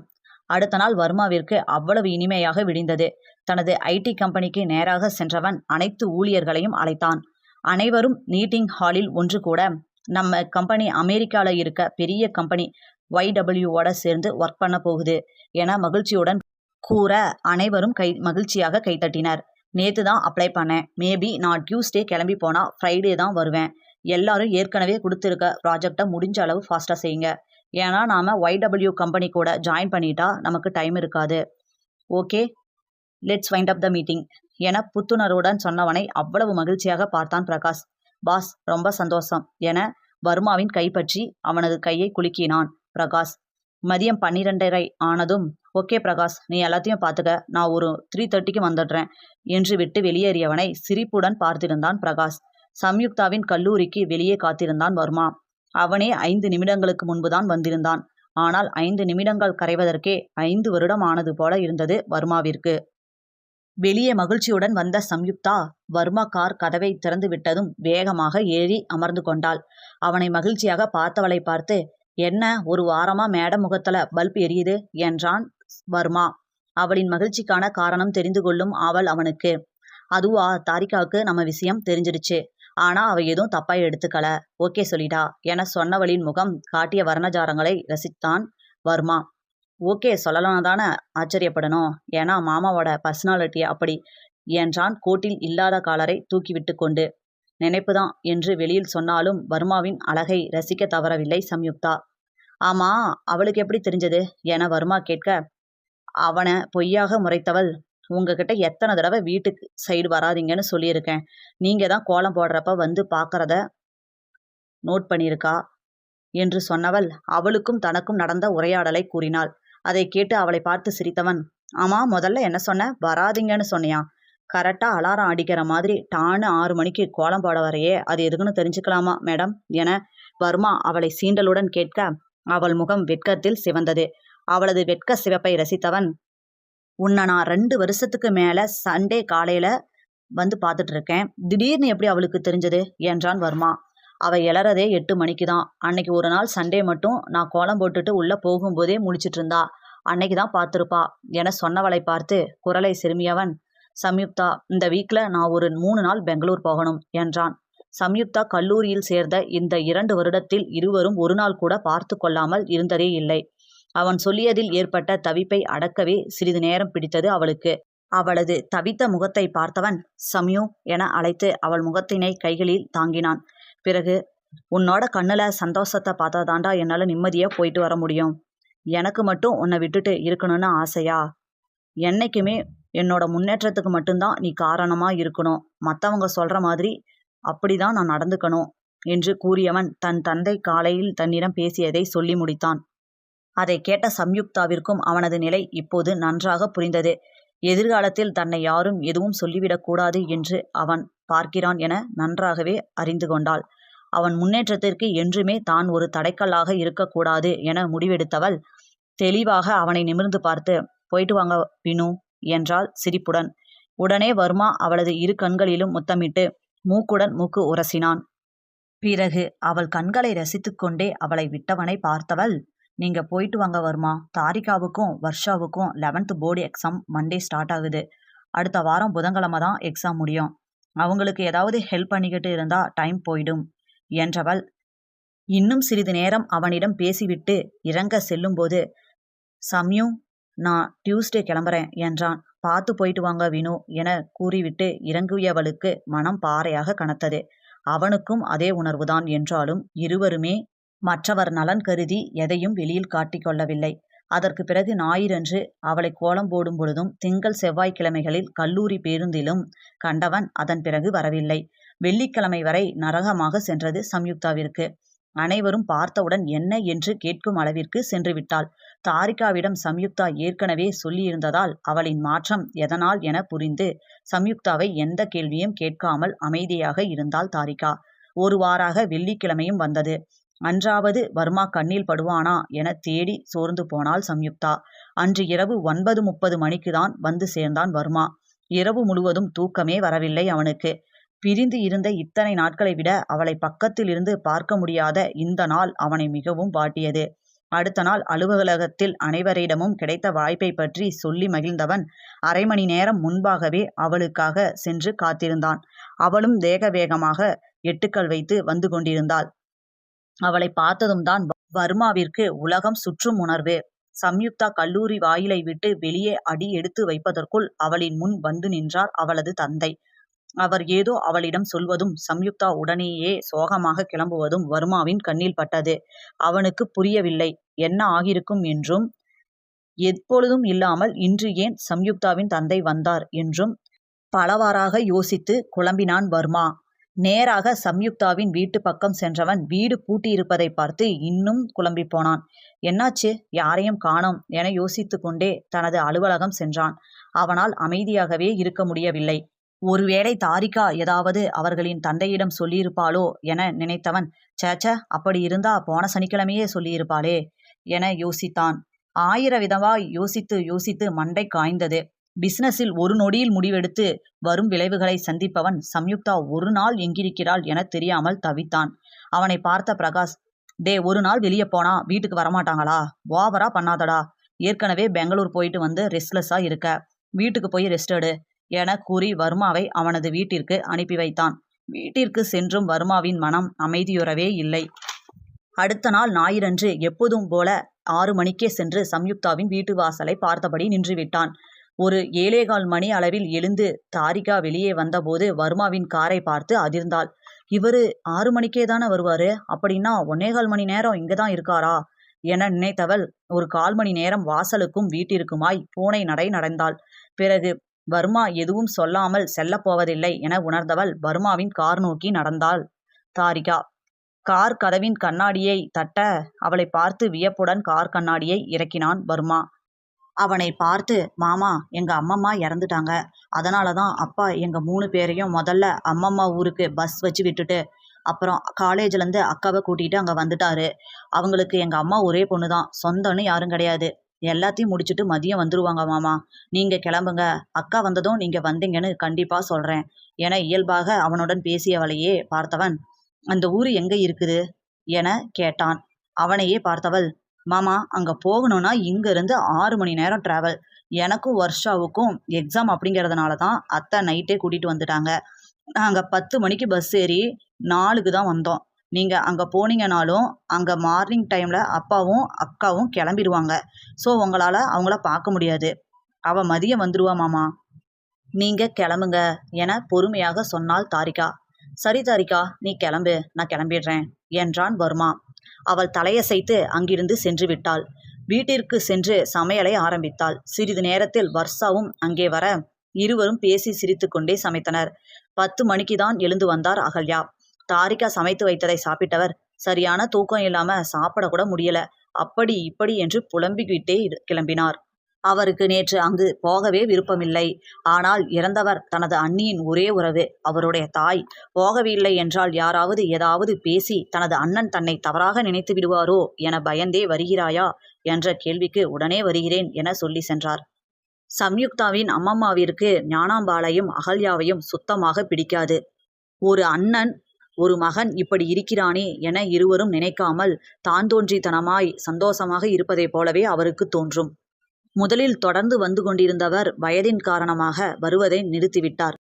அவர் இருக்கும் கிராமம் சென்னையிலிருந்து 6 மணி நேரம் தொலைவில் இருந்தது. பிறகு அவரால் வர முடியவில்லை என ராகவன் கூட்டிச் சென்று பிள்ளைகளை காண்பித்தாலும் தாரிகாவிற்கு எப்பொழுது 10ஆம் வகுப்பு சேர்கின்ற வயது வந்ததோ அதற்கு பிறகு எல்லாம் போர்டு எக்ஸாம் என்பதால் கூட்டிச் செல்வதையே விட்டுவிட்டார். இங்கு இருக்கும் வேலைகளை பார்க்கவே நேரம் இல்லாமல் போய்விட்டது. நேற்று போக வேண்டும் என்றதும் சலிப்பாகவே கிளம்பினார் அகல்யா. பிறகு அங்கு சென்றதும் சிறிது நேரம் இருந்துவிட்டு ராகவன் படிப்பிற்கு கொடுக்கும் முக்கியத்துவம் தெரிந்ததால், அண்ணா, பிள்ளைங்க 2 பேருக்கும் பரீட்சை, நீங்க வேணா எல்லாத்தையும் முடிச்சுட்டு நாளைக்கு சம்யுக்தா கூட வந்துடுங்க, நான் பிள்ளைங்களை கூட்டிட்டு போறேன், நாளைக்காவது படிக்கட்டும் என பேசி ஒரு வழியாக ராகவனை சம்மதிக்க வைத்து கிளம்பினால் போதும் என ஓடி வந்து விட்டார். அகல்யா சாப்பிட்டு விட்டு சென்றதும் தானும் சாப்பிட்ட தாரிகா வீட்டிற்கு வெளியே எதேச்சையாக சென்றபோது வர்மாவின் கார் இன்னும் நிற்பதைக் கண்டு திகைத்தாள். என்னதான் ஆச்சு இவருக்கு என நேரத்தை பார்த்தாள். மணி 10:30 காட்டியது. வர்மா இப்படி பசியும் பட்டினியுமாக அங்கு காத்து கொண்டிருப்பதை பார்த்து தாரிகாவிற்கு மனம் ஒரு நிலையிலேயே இல்லை. சும்மாவே உடல்நிலையில் 1000 குறைகளை சொல்லிக் கொண்டு படுத்துக்கொள்ளும் அகல்யா இன்று சும்மா இருப்பாரா? சாப்பிட்டு சென்று படுத்துவிட்டார். தாரிகா புத்தகத்தை எடுத்து வைத்தாலும் படிக்க மனமின்றி தவித்தாள். 12 மணி வரை பொறுத்து பார்த்தவளால் அதற்கு மேல் முடியவில்லை. ஒரு டிஃபன் பாக்ஸில் சாப்பாடு போட்டு அதில் ஒரு ஸ்பூனை வைத்தவள் ஒரு வாட்டர் பாட்டிலில் தண்ணீரை ஊற்றி கொண்டு வெளியே வந்தாள். அகல்யா வீட்டினுள் எட்டி பார்க்க அகல்யா உறங்கிக் கொண்டிருந்தார். பக்கத்தில் வர்ஷா படித்து கொண்டிருந்தாள். வீட்டை விட்டு வெளியேறியவள் சுற்றி பார்க்க அந்த உச்சி வெயிலில் யாருமே இல்லை. வேகமாக சென்றவள் வர்மாவின் கார் கண்ணாடியை தட்ட கண்ணாடியை கீழே இறக்கியவன் முன்பு சாப்பாடு மற்றும் தண்ணீரை நீட்டியவள், தயவு செஞ்சு சாப்பிடுங்க மாமா என சொல்ல அவளின் அந்த வார்த்தைகளை மறுக்க முடியாமல் வாங்கி கொண்டான் வர்மா. அவள் அப்படி பாசத்துடன் செய்தது வர்மாவின் மனதை நெகிழ்த்தியது. பொழுது சாயும் வேளை 6 மணிக்குதான் சம்யுக்தா தன் தந்தையுடன் 2 சக்கர வாகனத்தில் வந்து இறங்கினாள். மிகவும் சோர்வுடன் காணப்பட்டனர் இருவரும். ராகவன் இறங்கி உள்ளே செல்ல சம்யுக்தாவை தடுத்தாள் தாரிகா. என்னடி என சோர்வுடன் கேட்ட சம்யுக்தாவிடம் வர்மாவை கண்களால் காண்பித்தாள் தாரிகா. அந்த பக்கம் பார்த்தவள் அதிர்ந்து விட்டாள். அவளையே ஒரு நிமிடம் ஆழ்ந்து பார்த்த வர்மா அங்கிருந்து கிளம்பிவிட்டான். உடனே தாரிகா சம்யுக்தாவை அழைத்து கொண்டு சம்யுக்தாவின் அறைக்குள் நுழைந்தவள் காலையிலிருந்து நடந்ததை கூறினாள். நான் கூட நினைச்சேங்க்கா, அப்பா மேல இவ்வளோ உயிரா இருக்க நீ எப்படி அவரை லவ் பண்ணான்னு. ஆனா அவர் மாதிரி ஒருத்தர்னா யாருக்கா இருந்தாலும் லவ் வரும். மாமா ரொம்ப நல்லவர்க்கா என்றவளின் தலையை வருடிய சம்யுக்தா தெரியும் என சொல்லிவிட்டு குளிக்கச் சென்று விட்டாள். இப்படியாக நாட்கள் வேகமாக கடந்தது. அவ்வப்போது 2 நாட்கள், 1 வாரம் என வெளியூர் அல்லது வெளிநாடு என சென்று வரும் வர்மா அவனது கம்பெனிக்கு ஆர்டர்களை வாங்கி குவித்தான். அவனுடைய கம்பெனி அசுர வளர்ச்சி அடைந்தது. அனைவரிடத்திலும் அவனது வளர்ச்சி பேசப்பட்டது. சம்யுக்தாவின் கல்லூரியில் அவனது கம்பெனியை பற்றி பெருமையாக சில ப்ரொஃபஸர்கள் பேசும்போது அவளுக்கு அவ்வளவு பூரிப்பாக இருக்கும். இப்படியே சம்யுக்தா கடைசி வருடம் முடிக்கும் நாளும் வந்தது. இன்னும் 1 வாரத்தில் பரீட்சை எனும் நிலையில் சம்யுக்தாவை பார்க்க வந்திருந்த வர்மா, ஒரு ஹாப்பி நியூஸ், YW கம்பெனியில நமக்கு ஒரு பெரிய ப்ராஜெக்ட் கிடைச்சிருக்கு சம்யுக்குட்டி என மகிழ்ச்சியுடன் சொல்ல அவளுக்கும் அந்த மகிழ்ச்சி தொற்றிக்கொண்டது. கங்க்ராட்ஸ் வினு என கூறி அவனை கட்டி அணைத்தாள். இன்னும் 1 வருஷத்துக்கு மாமா எங்கேயும் உன்னை விட்டு போக மாட்டேன் என வர்மா சொல்ல குழம்பினாள் சம்யுக்தா. 3 மாத ப்ராஜெக்டுக்கே 1 வாரம் 10 நாள்னு சென்று விடுவான். 1 வருடம் என்றால் என யோசித்தவள், எத்தனை நாள் வெளியூர் போகணும் என்று வர்மாவிடம் கேட்க, 1 மாசம்டா என்று சொன்னவனை நிமிர்ந்து பார்த்தவள் அழுகையை கட்டுப்படுத்தி கொண்டு காரிலிருந்து கார் கதவை திறந்து கொண்டு இறங்க அவள் கையினை பிடித்து, என்னடா சம்யுக்குட்டி என்று கேட்டான் வர்மா. அவன் மேல் சாய்ந்து அழ ஆரம்பித்து விட்டாள் சம்யுக்தா. முன்னெல்லாம் 1 நாள் பார்க்காம இருக்க மாட்டீங்க, இப்போ 1 மாசம்னு சாதாரணமாக சொல்றீங்க, என் மேல உங்களுக்கு பாசம் குறைஞ்சிருச்சு வினு என அழுதவளின் முகத்தை தாங்கியவன் அவள் முகம் முழுவதும் முத்தமழை பொழிய ஆரம்பித்தான். அப்படியே அவள் இதழ்களை சிறை செய்ய இருவருமே அதில் மூழ்கி போயினர். இருவருக்குமான முதல் இதழ் முத்தம் இன்னும் வேண்டும் எனவே தோன்றியது இருவருக்கும். வர்மாவின் கைகள் சம்யுக்தாவின் மேனியில் இஷ்டத்திற்கு கோலம் போட ஆரம்பிக்க அவள் வர்மாவின் தலைமுடியனை இறுக பற்றி கொண்டாள். தன்னை கடினப்பட்டு நிதானத்திற்கு கொண்டு வந்தவன் அவளை அவனிடம் இருந்து மெல்ல விலக்கினான். அவள் முகம் செந்தனலாய் சிவந்து இருக்க, நானே கஷ்டப்பட்டு கண்ட்ரோல் பண்ணிக்கிட்டு இருக்கேன், என்னை ஏண்டி வெக்கப்பட்டு தூண்டி விடுற என ஹஸ்கி வாய்ஸில் பேச அவன் கையை உதறிவிட்டு வெட்கத்துடன் காரில் இருந்து இறங்கி ஓடிவிட்டாள் சம்யுக்தா. அடுத்து வந்த 3 பரீட்சைகளின் பொழுதும் அவளை வந்து சந்தித்து விட்டுதான் சென்றான் வர்மா. அவன் கிளம்பும் நாளுக்கு முந்தைய நாளில் சம்யுக்தாவுடைய பரீட்சையின் போது வந்தவன், கிளம்புறான்டா, மிஸ் யூ என்றபடி அவளுடைய மூக்கினை அவனது மூக்கால் வருடினான். சம்யுக்தாவிற்கும் மனதிற்கு கஷ்டமாக இருந்தாலும் சிரித்தபடியே அவனை வழி அனுப்பி வைத்தாள். அன்று கிளம்புவதற்கு தேவையான பொருட்களை எல்லாம் நேரத்துடனேயே எடுத்து வைத்தவன் கிளம்புவதற்கு 1 மணி நேரத்துக்கு முன்பாகவே சென்று தனது தந்தையின் முன் நின்றான். அவனை யோசனையாக பார்த்தவர், என்ன வருமா, ஏதாவது முக்கியமான விஷயம் சொல்லணுமா, எல்லாம் எடுத்து வச்சிட்டியா என கேட்க அவரின் காலுக்கு அடியில் அமர்ந்தவன், அப்பா 2 வருஷத்துக்கு முன்னாடி நான் என்னோட பர்சனல்னு சொன்னேன், அதை பற்றி பேசணும் என்றான் தயக்கமாக. சொல்லு வருமா என்றவரிடம், அப்பா நான் 3 வருஷமா சம்யுக்தான்னு ஒரு பொண்ணை லவ் பண்ணுறேன் என கூற, பொண்ணு யாரு என கேட்டார் அருள்மாறன். அப்பா நான் ஃபைனல் இயர் காலேஜ் படிக்கும்போது ஒருத்தர் கூட அவர் பொண்ணால் என் கார் ஆக்சிடெண்ட் ஆயிடுச்சுன்னு சொல்லி பணம் கொடுக்க வந்தாரே, அவர் பொண்ணுதான்ப்பா என்றவன் சம்யுக்தா குடும்பத்தினை பற்றி சொன்னான். அவர் அப்பொழுதும் அமைதியாக இருக்க, அப்பா ப்ளீஸ் என்னை உங்கள் வார்த்தையை மீற வச்சிடாதீங்கப்பா, என்னால் அவ இல்லாமல் வாழவே முடியாது, யோசிக்காதீங்கப்பா என்றவனை பார்த்து சிரித்தவர், நான் யோசிச்சது நீ முன்னாடியே சொல்லியிருந்தா உங்கள் 2 பேருக்கும் கல்யாணம் பண்ணி ஒன்னா யுஎஸ் அனுப்பியிருப்பேன் என்றவரை மகிழ்ச்சியுடன் கட்டிக்கொண்டான் வர்மா. அனைத்தையும் நினைத்து பார்த்தவனுக்கு அவ்வளவு ஆத்திரம். தாரிகா மற்றும் தனது தந்தை பேச்சை மட்டும் நம்பி அங்கே சம்யுக்தாவை இப்படி கஷ்டப்பட விட்டு விட்டோமே என தனக்குள் நொந்து போனான் வர்மா. ஆனால் அன்றுதான் அவளையும் அறியாமல் நன்றாக உறங்கினாள் சம்யுக்தா. அன்று தூங்கா இரவாகி போனது என்னவோ தாரிகாவிற்கும் வர்மாவிற்கும் தான். அடுத்த நாள் எழுந்து அடுத்து என்ன செய்வது என புரியாமல் முழித்தாள் சம்யுக்தா. முதல்ல இங்கிருந்து கிளம்பணும் என முடிவெடுத்தவள் குளித்து முடித்து வெளியே வர தாரிகாவும் குளித்து முடித்து தயாரானாள். அப்பொழுது அங்கு வந்த அஞ்சம்மா, பெரிய ஐயா 2 பேரையும் சாப்பிட கூப்பிடுறாங்கம்மா என சொல்லிவிட்டு சென்றார். பெருமூச்சுடன் வா தாரிகா என தாரிகாவையும் அழைத்தவள் அவளுடன் வெளியேறி டைனிங் ஹாலிற்கு வந்தாள். அங்கே பிரகாஷ், வர்மா, அருள்மாறன் மற்றும் மாரவர்மன் 4 இருந்தனர். யாரையும் நிமிர்ந்து பார்க்காமல் அமைதியாக அமர்ந்தாள் சம்யுக்தா. அவளுக்கு அனைவரிடமும் என்ன பேசுவது என்றே தெரியவில்லை. தாரிகாவும் அமைதியாகவே இருந்தாள். அனைவரும் சாப்பிட்டு முடிக்கும் வரையில் பொறுமையாக இருந்த வர்மா அனைவரும் சாப்பிட்டு முடித்த உடனேயே நாளைக்கு எனக்கும் சம்யுக்தாவுக்கும் கல்யாணம் என்றான் அறிவிப்பு போல. அதில் கோபமடைந்த மாரவர்மன், அந்த பொண்ணோட ஹஸ்பண்ட் இறந்து முழுசா 2 நாள் கூட ஆகல, அதுக்குள்ள என்றவன் சே என்றபடி அங்கிருந்து எழுந்து சென்று விட்டான். அருள்மாறனோ, அந்த பொண்ணுக்கு கொஞ்சம் டைம் கொடு வருமா, அவளுக்கும் பழைய வாழ்க்கையில இருந்து மீண்டு வர கொஞ்சம் நேரம் தேவைப்படும், உன்னோட வாழ்கிற வாழ்க்கைய அவ மனசு ஏற்றுக்கணும்ல என சொல்லிக்கொண்டு இருக்கும்போதே அதெல்லாம் ஏற்றுக்குவா என்று விட்டு சென்று விட்டான் வர்மா. சம்யுக்தாவும் தாரிகாவும் என்ன பேசுவதென்று தெரியாமல் அதிர்ந்து போய் உட்கார்ந்து இருக்க அவனின் செயலின் காரணம் புரிந்த பிரகாஷ் அமைதியாக உட்கார்ந்திருந்தான். சிறிது நேரம் குழப்பத்திலேயே கழித்து கொண்டிருந்த சம்யுக்தா பிறகு ஒரு முடிவுடன் எழுந்து வர்மாவின் அறைக்குள் நுழைந்தாள். அங்கே வர்மா லேப்டாப்பில் ஏதோ வேலை செய்து கொண்டிருக்க, வர்மா என அழைத்தாள். அவன் நிமிரவே இல்லை. 2-3 முறை வர்மா என அழைத்து பின் அவன் என்ன எதிர்பார்க்கிறான் என புரிந்து கொண்டவள் வினு என அழைக்க லேப்டாப்பிலிருந்து கண்களை உயர்த்தியவன் சிரிப்பினை அடக்கியபடி சொல்லு என்றான். அவன் சிரிப்பினை அடக்க முயல்வது புரிந்தது. அவனை முறைத்தவள், இந்த கல்யாணத்தை நிறுத்திடுங்க என்றாள் வெடுக்கென்று. அதில் வர்மாவின் முகம் சிரிப்பினை துளைத்து கோபத்தை தத்தெடுத்தது. ஏனோ என்றான் கோபமாக. என்னவென்று சொல்வாள்? ஏதோ ஒரு சாக்கடை தொட்டுவிட்ட என் உடலை புனிதமான உனக்கு தர விருப்பமில்லை என்றா?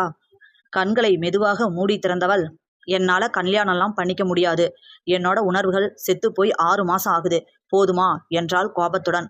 அப்படியா என ஆச்சரியமாக கேட்டவன் லேப்டாப்பினை மூடி வைத்துவிட்டு மெதுவாக எழுந்து சோம்பல் முடித்தான். என்ன செய்கிறான் என புரியாமல் சம்யுக்தா பார்த்து கொண்டிருக்கும் போதே எழுந்து சென்று கதவினை சாத்தினான். அவனை அதிர்ந்து பார்த்த சம்யுக்தா, வினு என்ன பண்றீங்க என பதறினாள். அவளை பார்த்து கொண்டே சட்டையை கழற்றி எறிந்துவிட்டு அவள் அருகில் வந்தான் வர்மா.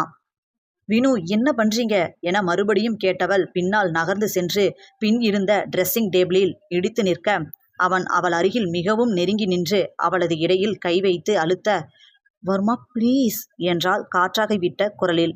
அவளை பயமுறுத்த முதலில் தொடங்கிய வர்மா தனது 6 மாத பிரிவின் வேதனையில் இன்னும் இன்னும் என மனம் கேட்க குனிந்து அவள் செவ்விதழ்களை கவ்விக்கொண்டான்.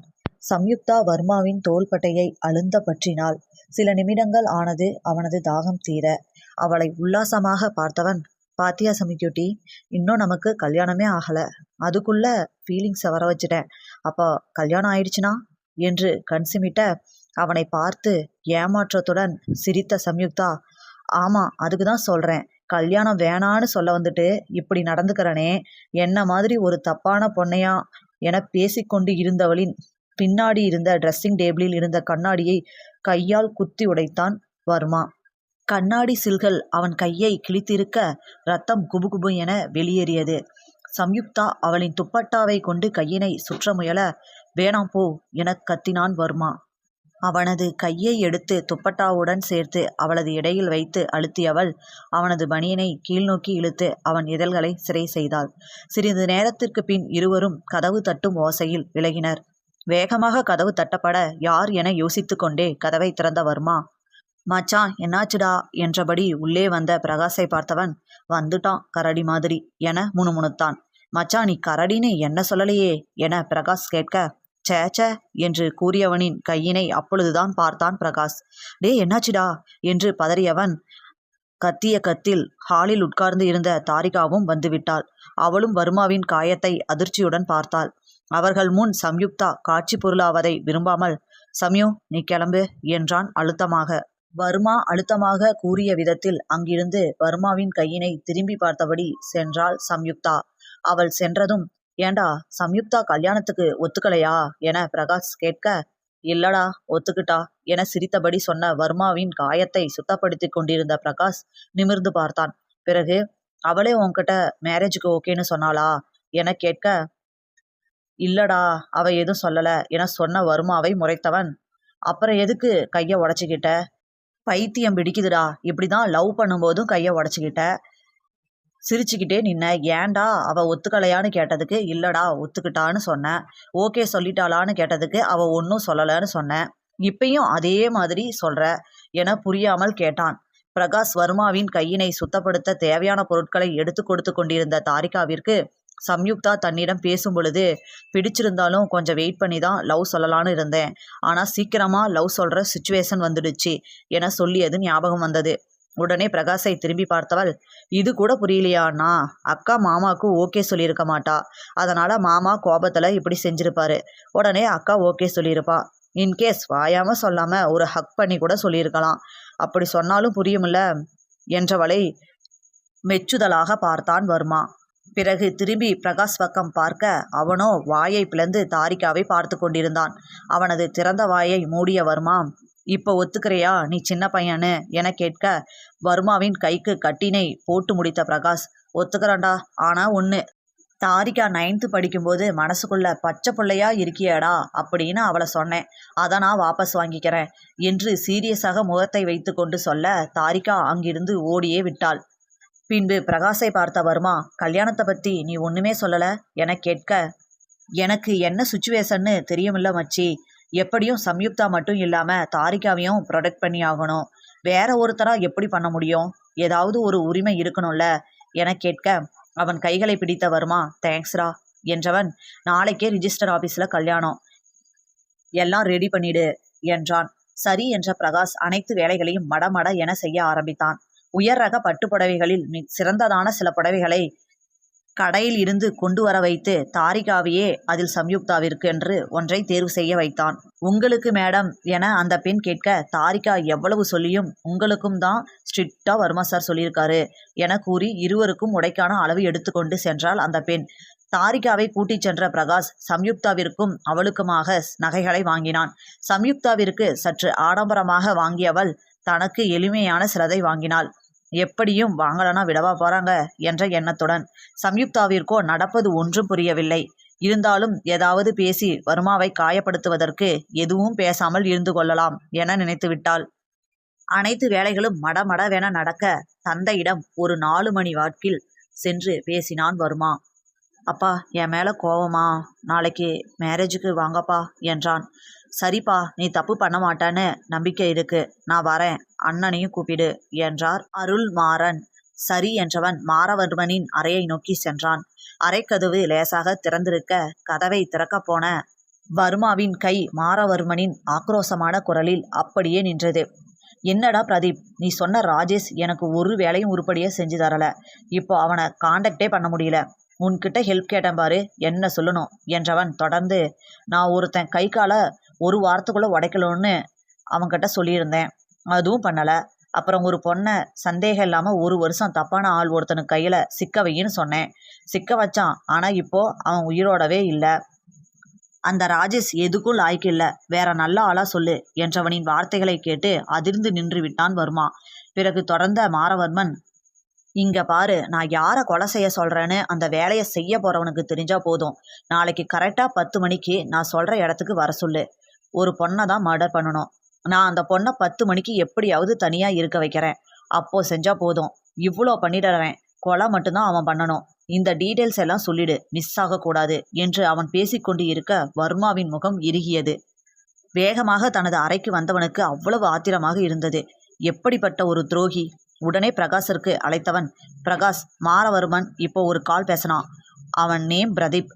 அவனை பற்றின ஃபுல் டீட்டெயில் வேணும், மேக் ஃபாஸ்ட் என்று விட்டு தனது அழைப்பை துண்டித்தவனுக்கு அவ்வளவு கோபம் வந்தது. எப்படி அவனால் முடிந்தது? யாரும் இல்லாத அவனுக்கு எல்லாமுமாக இருந்தார்களே தன்னுடைய அம்மாவும் அப்பாவும். எப்படிப்பட்ட ஒரு வேலையை செய்திருக்கிறான் என ஆத்திரத்தில் கைமுஷ்டியை முறுக்கி கொண்டான் வர்மா. ஆம், மாரவர்மனுக்கு அம்மா அப்பா இல்லை. அவனுக்கு 5 வயது இருக்கும்போது 6 வருடங்களாக குழந்தைகள் இல்லாமல் இருந்ததாலும் இனி குழந்தை பிறப்பது சந்தேகம்தான் என மருத்துவர் கூறியதாலும் மாரவர்மனை அருள்மாறனும் காயத்ரியும் சேர்ந்து தத்தெடுத்தனர். அடுத்த 2வது மாதமே காயத்ரியின் வயிற்றில் வர்மா உருவாகிவிட்டான். ஆனால் அதற்காக யாரும் மாரவர்மனை ஒதுக்கி வைக்கவில்லை.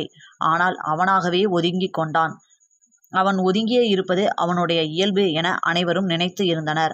ஆனால் அவனுக்கு அவர்கள் மீது பாசம் என்பது வரவே இல்லை. வர்மாவின் தாய் இதய நோய் வந்து இறக்கும்போது கூட மாரவர்மன் சகஜமாகவேதான் இருந்தான். வர்மாதான் தனக்குள் இறுகிவிட்டான். வர்மா சிறிய பையன், அதனால் கடந்து வர முடியவில்லை. மாரவர்மன் பெரியவன் என்பதால் எளிதாக மீண்டு வந்து விட்டான் என்றே அனைவரும் நினைத்தனர். ஆனால் அவனின் வன்மம் யாருக்கும் தெரியவில்லை. பிஇ கம்ப்யூட்டர் இன்ஜினியரிங் படித்து முடித்ததும் ஐடி கம்பெனி தான் ஆரம்பிப்பேன் என அடம் பிடித்தான் மாரவர்மன். முதலில் இம்போர்ட் எக்ஸ்போர்ட் பிசினஸ் மாரவர்மா என தந்தை எவ்வளவு சொல்லியும் கேட்கவில்லை. அதையும் நஷ்டத்திலேயே 5-6 வருடமாக கொண்டு சென்றான். வர்மா படித்து முடித்ததும் அனைத்தையும் திறம்பட நடத்தினான். அதில் மாரவர்மனுக்கு அத்தனை வன்மம். கடைசியில் கடனில் மூழ்க இருந்த ஐடி கம்பெனியை முதல் 2 வருடத்தில் நஷ்டத்தில் இருந்து லாபத்திற்கு கொண்டு வந்தவன் ஒரே வருடத்தில் பல ஃபாரின் ப்ராஜெக்டுகளை பிடித்து எங்கோ கொண்டு சென்று விட்டான். இன்னும் 10 நாட்களில் YW கம்பெனியுடன் சேர்ந்து ஒரு பெரிய ப்ராஜெக்ட் செய்ய போகிறான். 1 வருடத்திற்கான ப்ராஜெக்ட் என தெரிந்தது மாரவர்மனுக்கு. அப்போது அவனுக்கு அவ்வளவு ஏமாற்றம். அந்த ப்ராஜெக்ட் அவனுக்கு கிடைக்கக்கூடாது. அந்த ஐடி கம்பெனியை மீண்டும் தனது கைக்கு கொண்டு வர வேண்டும் என நினைத்து செய்ததுதான் அத்தனையும். தன்னிடம் வந்து மாரவர்மன் கேட்டிருந்தாலே கம்பெனியை கொடுத்து இருப்பான் வர்மா. எத்தனையோ முறை கம்பெனிக்கு வாங்கண்ணா என அழைத்திருக்கிறான் வர்மா. மாரவர்மனை முதலாளியாக அமர வைக்கவே அழைத்தான். நான் நல்லா சம்பாதிச்சு வச்சிருக்கேன், வந்து முதலாளி ஆகிடு என்று சொல்லியா அழைப்பான். ஆனால் மாரவர்மனுக்கோ வர்மாவிற்கு கீழ் தான் வேலை பார்க்க வேண்டுமா என்ற ஈகோவில் தந்தையின் சில தொழில்களை மட்டும் பார்த்தான். அதுவும் பூஜ்யம்தான். மாரவர்மன் தொழில் அறிவு பூஜ்யம்தான். ஆனால் அவனையும் தன் குடும்பமாக நினைத்ததால் தான் வர்மாவும் அருள்மாறனும் அவன் ஏற்படுத்திய நஷ்டத்தை எல்லாம் சொல்லி காட்டவில்லை. வஞ்சத்தை வைத்து கொண்டிருந்த மாரவர்மனோ வர்மா ப்ராஜெக்டிற்கு என செல்ல 10 நாட்கள் இருக்கும்போது வீட்டில் சொல்லிய போது அவ்வளவு ஆத்திரம். அருள்மாறனோ, ரொம்ப சந்தோஷம் வருமா, இந்த 1 வருஷத்துல எவ்வளோ உயரத்துக்கு போயிட்ட என மகிழ, எனக்கு தெரியும் அவன் பையன்னு ஏதாவது செஞ்சு நீ தான் அவனை இந்த உயரத்துக்கு கொண்டு வந்திருப்ப, இல்லைன்னா என்னை அப்படியே விட்டுருப்பியா என தன் இயலாமையை மறைத்து தனது மனதிற்கு மருந்திட்டவன், இதே ஒரே வருஷத்துல உன் மகனை என்ன பண்றேன்னு பாரு என மனதிற்குள் கருவிக்கொண்டான். அப்படி நினைத்து மாரவர்மன் வர்மாவை பின்தொடர்ந்த போதுதான் வர்மாவின் கண்கள் உயிருக்குயிராக காதலோடு சம்யுக்தாவை வட்டமிடுவதை கண்டான். அதன் பிறகுதான் தன் தோழன் பிரதீப்போடு சேர்ந்து இத்தனையும் செய்திருக்கிறான். வர்மா கால் செய்து வைத்த சிறிது நேரம் கழித்து நேராகவே வர்மாவை பார்க்க வந்த பிரகாஷ், டே மச்சான், அந்த பிரதீப் மேக்சிமம் இல்லீகல் ஆக்டிவிட்டி நிறைய பண்றவன், ரொம்ப டேலண்ட், அதை தப்பா யூஸ் பண்ணிக்கிறான். அவனுக்கு நிறைய ரவுடிங்க தப்பான பிஸ்னஸ் பண்றவங்க அவங்களோடலாம் காண்டாக்ட் இருக்கு. அவங்களுக்கும் பிஸ்னஸ்ல ஃப்ராடு வேலை பண்றவங்களுக்கும் நடுவுல ஒரு மீடியேட்டர் மாதிரி வேலை செஞ்சு தரான். அவங்க ஈஸியா போலீஸ்கிட்ட மாட்ட முடியாத அளவுக்கு செஞ்சு தருவான். தப்பு செய்யற பெரிய ஆளுங்களோட ஃபோன் நம்பர் தெரியாத மாதிரியும், ட்ரேஸ் பண்ணா கூட வெளிநாடுல இருந்து ஃபோன் பேசுற மாதிரியும் தான் வருமா. அப்புறம் அவன் கால் டீட்டெயில்ஸ்ல எடுத்ததுல 6 மாசத்துக்கு முன்னாடியும், அப்புறம் இப்போ நீ உன்னோட பேட் ஹேபிட்ஸ் எல்லாம் நிறுத்தின நாள்ல இருந்தும் அடிக்கடி மாரவர்மன் அண்ணாகிட்ட இருந்து அவனுக்கு கால் போயிருக்கு. இன்னொரு விஷயம்டா, இதை நான் விசாரிக்கும் போதே எனக்கு டவுட் வந்துருச்சு. ஒருவேளை இது மாரவர்மன் செஞ்சிருந்தா அவருக்கு ஏது பணம்னு நினைச்சு அவரோட ப்ராப்பர்ட்டிஸ் பத்தி விசாரிச்சேன். அங்கிள், உனக்கும் அவருக்கும் ஒரே மாதிரி ஊட்டியில எஸ்டேட் வாங்கினாருல, அதை வித்துட்டாங்க மாரவர்மன் என்று கூறியவன் கவலையாக வர்மாவை பார்த்தான். வர்மாவிற்கு தெரியவில்லை என்றாலும் பிரகாஷிற்கு தெரியும் மாரவர்மன் சரியில்லை என. ஆனால் இந்தளவு பிரகாஷ் எதிர்பார்க்கவே இல்லை. அகல்யாவை என்ன பண்ணீங்க என்று கேட்டான் வர்மா. நீதானடா காலையில ஃபோன் பண்ணி இன்னைக்கு எதுவும் வேணாம், எனக்கும் சம்யுக்தாவுக்கும் மேரேஜ் பேச போறேன், அப்புறம் பார்த்துக்கலாம் அப்படின்னு சொன்னேன் என்றான் குழப்பத்துடன். என்னடா பண்ணலாம், அங்கிள் கிட்ட சொல்லிடலாமா என கேட்டவனை பார்த்து வேண்டாம் என்பது போல் தலையசைத்தவன், இல்லடா, எங்க அப்பா அவனை சொந்த பிள்ளையா நினைக்கிறாரு. என்னோட பாதியா உங்க அண்ணா இருக்கணும்னு தான் அவனுக்கு மாரவர்மனும், அவனோட பாதியா நீ இருக்கணும்னு தான் உனக்கு விஷ்ணுவர்மானும் பேர் வச்சேன்னு அப்பா அடிக்கடி சொல்லுவாரு. இவன் பிஸ்னஸ் பண்ற லட்சணம் தெரிஞ்சும் நல்ல இடத்துல இருந்து யாரும் பொண்ணு கொடுக்கவே மாட்டாங்கன்னு தான் ஃபீல் செஞ்சே முதல்ல நோயாளியாவே மாறினாரு. இப்ப இந்த விஷயம் தெரிஞ்சா என நிறுத்தியவன், அகல்யாவும் மாரவர்மனும் வாழவே தகுதியில்லாதவங்க, உயிரை கொடுத்து பார்த்துக்கிட்டவங்களுக்கே பணத்தாசையால துரோகம் நினைச்சவங்க. ஸ்டீஃபனை கூப்பிடு என்றான் கோபமாக. மச்சான், ஏதாவது பிரச்சனை ஆகிட போகுதுடா என்ற பிரகாஷிடம், ஆனாலும் பரவாயில்ல என்றான் அழுத்தி. ஸ்டீஃபனை கெஸ்ட் ஹவுஸில் சந்தித்தவன், நாளைக்கு மாரவர்மனும் அகல்யாவும் தனியா கார்ல வருவாங்க, அவங்க இருக்கக்கூடாது, அது உன் பொறுப்பு என்றான். ஸ்டீஃபனுக்கு அதிர்ச்சி. ஆனாலும் சரி தம்பி என்றார். இங்க பாருங்க அண்ணா, இதுக்கு அப்புறம் நீங்க எந்த தப்பும் செய்யக்கூடாது. 1 இயருக்கு அப்புறம் உங்களுக்கு தேவையான எல்லாம் நான் செய்வேன் என்றவனிடம் சரி என்பது போல தலையசைத்து விட்டு சென்றார் ஸ்டீஃபன்.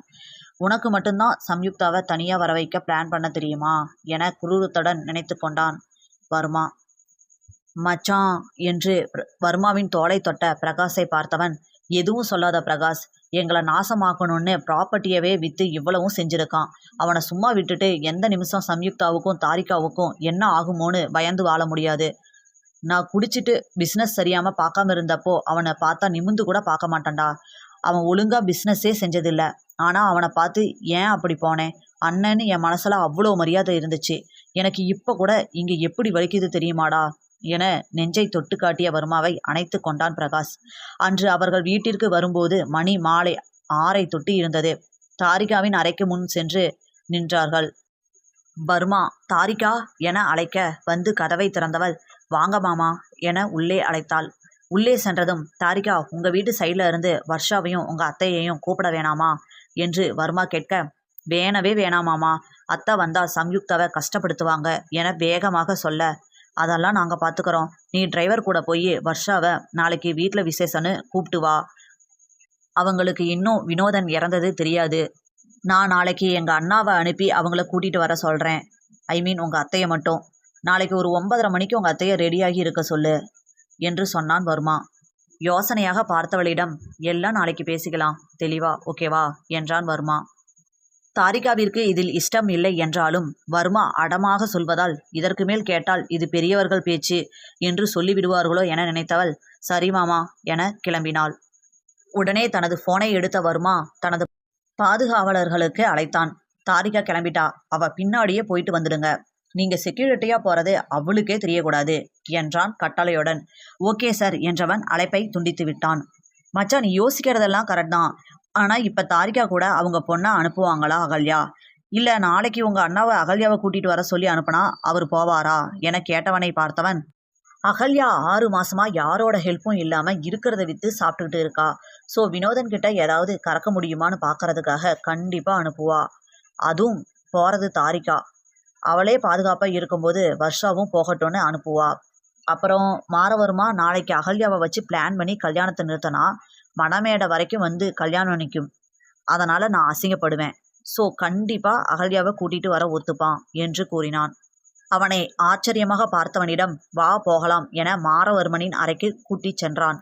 மாறவர்மனின் அறையின் கதவை தட்ட வந்து கதவை திறந்த மாறவர்மனை பார்த்தவன், உள்ளே போய் பேசலாமா என கேட்க உள்ளே சென்றவன் பின்னால் சென்றான் வர்மா. எனக்கு ஒரு ஹெல்ப் பண்ணுறீங்களா அண்ணா? நாளைக்கு ஒரு 9:30க்கு போய் சம்யுக்தாட அத்தை அகல்யாவை கூட்டிகிட்டு வந்துடுறீங்களா? அவங்கக்கிட்ட எதுவும் சொல்ல வேணாம், இங்கே வந்ததும் சொல்லிக்கலாம் என்றான். உடனே மாறவர்மனின் மனம் மகிழ்ந்தது. கல்யாணம் நின்று காதலியும் இறந்தாள் என நினைத்தவன் உடனே சரி வர்மா, அட்ரஸ் மெசேஜ் பண்ணு என்றான்.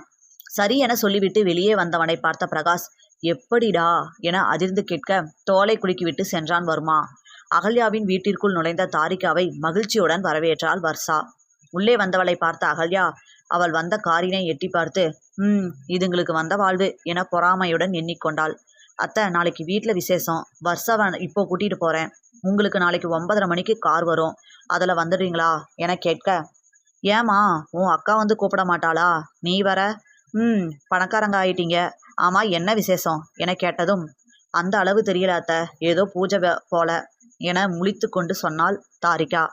ஆமாம் சம்யுக்தா வீடு பெருசா என அகல்யா கேட்க, ஆமாம் அரண்மனை மாதிரி இருக்கு அத்தை என்றாள் வர்மாவின் வீட்டை மனதில் வைத்து. ஏனெனில் இன்னும் தாரிகாவும் வினோதனின் வீட்டை பார்த்ததில்லை அல்லவா. உடனே அதை பார்க்க வேண்டும் என்ற ஆசை அகல்யாவிற்கு வந்தது. சரிடி அம்மா, கூட்டிட்டு போ, நான் காலையில் வரேன் என்றாள். சரி என வர்ஷாவை கூட்டிக் கொண்டு கிளம்பி விட்டாள் தாரிகா. மாறவர்மன் ஹாலில் இருக்கும்போதே தாரிகா வர்ஷாவை கூட்டிக் கொண்டு உள்ளே வர, இவளை மட்டும் இப்பயே கூட்டி வந்துட்டாங்களா, எதுக்கு என மாறவர்மன் யோசித்தால் என்ன செய்வது என பிரகாஷ் நினைக்கும் போதே அங்கே வந்த அருள்மாறன், யார் இந்த பொண்ணு என கேட்க, தாரிகா அத்தை பொண்ணு அங்கிள். இந்த பொண்ணுக்கு டிசைனாக அழகாக தலை பின்ன தெரியுமாம். சம்யுக்தா பியூட்டிஷனர் வேணாம் அப்படின்னு சொல்லிடுச்சு. அதனால தான் இந்த பொண்ணை இன்னைக்கு ஒரு நாள் மட்டும் இங்கே இருக்கட்டும்னு சொல்லி தாரிகா கூட்டி வந்திருக்கு. சம்யுக்தாவோட அத்தையை நாளைக்கு அண்ணா போய் கன்வின்ஸ் பண்ணி கூட்டி வராராம் என சொல்ல மாறவர்மனை பெருமையுடன் பார்த்த அருள்மாறன், பரவாயில்லையே, எனக்கே சம்யுக்தா வீட்டு சைடு பேசணும்னு யோசிக்க தெரியல, நீ ரொம்ப பொறுப்பாக மாறிட்ட மாறா என அருள்மாறன் சொல்ல மாறவர்மனுக்கு குழு குழு என இருந்தது. வர்மாவிற்கு பிறகு அவனது இடத்தை பிடிக்க இதுபோல பாராட்டுக்கள் அவசியம் அல்லவா. வர்ஷாவிற்கு ஒன்றுமே புரியவில்லை. என்னடி ஆச்சு என கேட்டவளிடம், அக்காவை அப்போ மேரேஜ் பண்ணவன் ஒரு திருடண்டி, நிறைய கொலையும் பண்ணியிருக்கான். அதனால அவனை போலீஸ் 3 மாசத்துக்கு முன்னாடியே என்கவுண்டர் பண்ணிட்டாங்க. வர்மான்னு ஒருத்தர் அக்காவை ரொம்ப பிடிச்சு போய் கல்யாணம் பண்ண கேட்டிருக்காரு. அதான் நாளைக்கு அக்காவுக்கு கல்யாணம் என்றதும் அவளை அதிர்ந்து பார்த்த வர்ஷாவிடம், இதை இத்தோட விட்டுடு வர்ஷா, இப்போ அமையிறது தான் அக்காவுக்கு நல்ல வாழ்க்கை, அவன் நல்லா இருக்கணும்னு யோசி என கெஞ்சலாக தாரிகா கேட்க, அதற்கு மேல் எதுவும் பேசாமல் வர்ஷா எப்பொழுதும் போல பேச ஆரம்பித்து விட்டாள். தாரிகாவிற்கு வர்ஷா எதுவும் கேட்காததில் அப்பாடா என இருந்தது. அவளுக்கு சம்யுக்தா அனுபவித்த கொடுமைகள், தந்தையை பற்றி எல்லாம் பேச விருப்பமில்லை. வர்மாவிற்கு கூட தெரியாத ஒன்றை எல்லோருக்கும் சொல்ல வேண்டாம் என நினைத்தாள் தாரிகா. அடுத்த நாளும் விடிந்தது. பிரகாஷிற்கு தான் இருப்பு கொள்ளவே இல்லை. ஒருத்தன் சாவரதை தெரிஞ்சுக்கணும்னு என்னை இவ்வளோ பதட்டம் ஆக்கிட்டீங்களேடா என மனதிற்குள் புலம்பியவன் பதட்டத்துடனேயே காணப்பட்டான். 9 மணிக்குள் கிளம்பி சென்ற மாறவர்மனை பார்த்து, சாகரத்துக்கு இவ்வளோ அவசரமாடா என நினைத்தான் பிரகாஷ். அவன் கிளம்பி சென்ற அடுத்த நிமிடமே அனைவரையும் ரிஜிஸ்டர் ஆஃபீஸுக்கு உடனே கிளம்ப சொல்லி அவசரப்படுத்தினான் பிரகாஷ். ஏண்டா பிரகாஷ், 10 மணிக்கு தானே கல்யாணம் என அருள்மாறன் கேட்க, இல்லை அங்கிள், ரிஜிஸ்டர் ஆஃபீஸில் ஃபஸ்ட்டு ரிஜிஸ்டர் பண்ணிடலாம், அப்புறம் கோவிலில் கல்யாணத்தை பார்த்துக்கலாம் என அனைவரையும் 15 நிமிடத்திற்குள் அழைத்து கொண்டு ரிஜிஸ்டர் ஆஃபீஸுக்கு கிளம்பினான் பிரகாஷ். ஆமா வர்மா எங்க என அருள்மாறன் கேட்க, அவன் முன்னாடியே போயிட்டான் அங்கிள், வாங்க என அவசரமாக கூட்டி சென்றான். சம்யுக்தா புடவை உடுத்தி அழகு தேவதை என நடந்து வர, சம்யுக்தாவின் அழகையே விழி எடுக்காமல் பார்த்தான் வர்மா. அதில் ஞானமுற்ற சம்யுக்தா தலையை குனிந்து கொண்டாள். முதல் திருமணமாக சம்யுக்தா வர்மாவின் திருமணம் பதிவு செய்யப்பட்டது. மாலையை மாற்றினார்கள். பின்பு சம்யுக்தாவின் சங்கு கழுத்தில் தாலையை கட்டி தன்னுள் பாதியாக மாற்றிக்கொண்டான் வர்மா. அதை அதிர்ந்து பார்த்த அருள்மாறன், என்ன இங்கேயே தாலி கட்டிட்டான் என்று பிரகாஷிடம் கேட்க, அது கோவில்ல அனுமதி கிடைக்கல அங்கிள் என திக்கி திணறி சொன்ன பிரகாஷை பார்த்து புரியாத பார்வை பார்த்தவர், இதெல்லாம் முன்னாலேயே விசாரிக்க கூடாதா பிரகாஷ்? இப்போ மாரவர்மனும் சம்யுக்தாவோட அத்தையும் இல்லாமலேயே கல்யாணம் முடிஞ்சிடுச்சு என்று சலிப்புடன் சொல்லிவிட்டு வெளியேறிவிட்டார். சிறிது நேரம் கழித்து அருள்மாறனுக்கு ஒரு அழைப்பு வந்தது. அதை எடுத்து காதில் வைத்தவர் மயங்கி சரிந்தார். உடனேயே எதேச்சையாக வெளியே எட்டி பார்த்த பிரகாஷ் அங்கிள் என்றபடி ஓடினான். வர்மாவும் அதிர்ந்து ஓட அனைவரும் ரிஜிஸ்டர் ஆபீஸின் முன் குழுமினர். அருள்மாறனை மருத்துவமனையில் அனுமதித்தனர். லோ பிரஷர் என சொல்லப்பட்டது. அவர் கடினப்பட்டு கண்களை திறந்தார். 3 நாட்கள் ஆனது அவர் கண்களை திறக்க. கண் திறந்தவரின் கைகளை பிடித்த வர்மா அவர் கண்ணீரை கண்டு, எல்லாம் முடிஞ்சிடுச்சுப்பா, தயவு செஞ்சு எங்களுக்காக மீண்டு வாங்கப்பா, நான், பிரகாஷ், சம்யுக்தா, தாரிகா, வர்ஷான்னு 5 பிள்ளைங்க காத்திருக்கிறோம் என சொல்ல சிரமப்பட்டு எழுந்தவர் அவனை அணைத்து கொண்டார். கடைசியாக அருள்மாறனின் காதில், உங்க பையன் மாரவர்மன் வந்துட்டு இருந்த கார் டயர் வெடிச்சு தடுமாறி பாலத்துல இருந்து தண்ணிக்குள்ள விழுந்துடுச்சு. கார் டோர் ஜாம் ஆனதால போலீஸ் வர வரைக்கும் தண்ணியில குதிச்சு ட்ரை பண்ணவங்களால காப்பாற்ற முடியல. கார்ல வந்த 2 பேரும் ஸ்பாட் அவுட். அது மட்டும்தான் ஞாபகம் இருந்தது அருள்மாறனுக்கு. கண்ணீருடன் கண்களை மூடிக்கொண்டார் அருள்மாறன். வர்ஷாவும் அழுது கரைந்தாள். சம்யுக்தா, தாரிகாவுக்குமே துக்கமாக தான் இருந்தது. 1 வாரம் சென்றது. அருள்மாறனும் வீட்டிற்கு வந்துவிட்டார். சம்யுக்தாவின் கவனிப்பில் நெகிழ்ந்து போனார் அருள்மாறன். அவளை தன் மகளாகவே நினைத்து கொஞ்சம் கொஞ்சமாக தன்னுடைய துயரிலிருந்து மீண்டு வந்து கொண்டிருந்தார். சமைத்து கொண்டிருந்த சம்யுக்தாவின் முன் வந்து நின்றாள் தாரிகா. அக்கா, நானும் வர்ஷாவும் ஹாஸ்டலுக்கு போறோம். அக்கா ப்ளீஸ். வர்ஷா ஹாஸ்டலுக்கே போறான்னு அடம் பிடிக்கிறா. அவளை தனியா அனுப்ப மனசில்ல என்றாள் தாரிகா. முன்பென்றால் பயந்து இருப்பாள். இப்போது வர்மா இருக்கும் தைரியத்திலேயே சரி என ஒத்துக்கொண்டாள். இருவரும் அன்று மாலையே கிளம்பினர். அவர்களை வர்மாவும் சம்யுக்தாவும் கொண்டு சென்று விடுதியில் விட்டனர். வர்ஷாவின் தலையை தடவிய சம்யுக்தா, உங்க 2 பேருக்குமே நாங்க இருக்கோம், எப்பவும் இருப்போம், சரியா என்றாள். உடனே அழுகையுடன் அவளை அணைத்து கொண்டாள் வர்ஷா. சிறிது நேரம் பேசவிட்டு கிளம்பி சென்றவர்களை தடுத்த தாரிகா சம்யுக்தாவிடம், உன்கிட்ட தனியா பேசணும் ப்ளீஸ்கா என அழைத்து சென்றவள், அக்கா, மாமா ரொம்ப நல்லவர். வாழ்க்கை கெட்டு போச்சுன்னா இன்னொரு வாழ்க்கை அமைச்சிக்க கூடாதுன்னு நினைக்க இது ஒன்றும் பண்டைய காலம் இல்லை, புரிஞ்சு நடந்துக்கோ என்று விட்டு கிளம்பிவிட்டாள். அவளையே பார்த்திருந்த சம்யுக்தா ஒரு முடிவுடன் வர்மாவுடன் கிளம்பினாள். காரில் வர வர சம்யுக்தா யோசனையிலேயேதான் வந்தாள். கண்டிப்பாக வர்மா வினோதனை பற்றி எல்லாம் தெரிந்துதான் தன்னை திருமணம் செய்து இருக்கிறான் என தோன்றியது சம்யுக்தாவிற்கு. இவ்வளவு நாட்களாக உடனே ஒன்றாக வாழ வேண்டுமா என நினைத்தவள், நான் என்ன தவறு செய்தேன், கண்டிப்பாக வாழலாம் என நினைத்து கொண்டாள். வீட்டிற்கு வந்து அறைக்குள் நுழைந்ததுமே வர்மாவை பின்னோடு அணைத்து கொண்டாள் சம்யுக்தா. அவளை திரும்பி பார்த்த வர்மா ஆச்சரியமாக அவளை பார்க்க, மாமாக்கும் போர் அடிக்கும்ல, அவருக்கும் ஒரு பேரனோ பேத்தியோ என ஆரம்பிக்கும் போதே அவள் இதழை சிறை செய்தான் வர்மா. தனது இத்தனை வருட காதல் ஏக்கம் அனைத்தையும் அவளிடம் கொட்டினான். சம்யுக்தாவிற்கு அவ்வப்போது சிறு மனசுணக்கம் தனது முந்தைய வாழ்வினால் வந்தாலும் வர்மாவிற்காக மறைத்து கொண்டாள். கண்டிப்பாக காலம் அவளுக்கு மருந்தாகும். நெஞ்சில் சாய்ந்து கொண்டு தூங்கி கொண்டிருந்த அவளது தலையை பாசத்துடன் தடவியவன், உனக்காக எப்பவும் நான் இருப்பேன்டா, நடந்த எதையுமே உன்கிட்ட நான் சொல்ல மாட்டேன், அதனால உன் மனசுல காயம் மட்டும்தான் வரும் என பேசியவன் அவளை எப்பொழுதும் எங்கும் ஏந்தி கொள்ள தயாரானான். முற்றும்.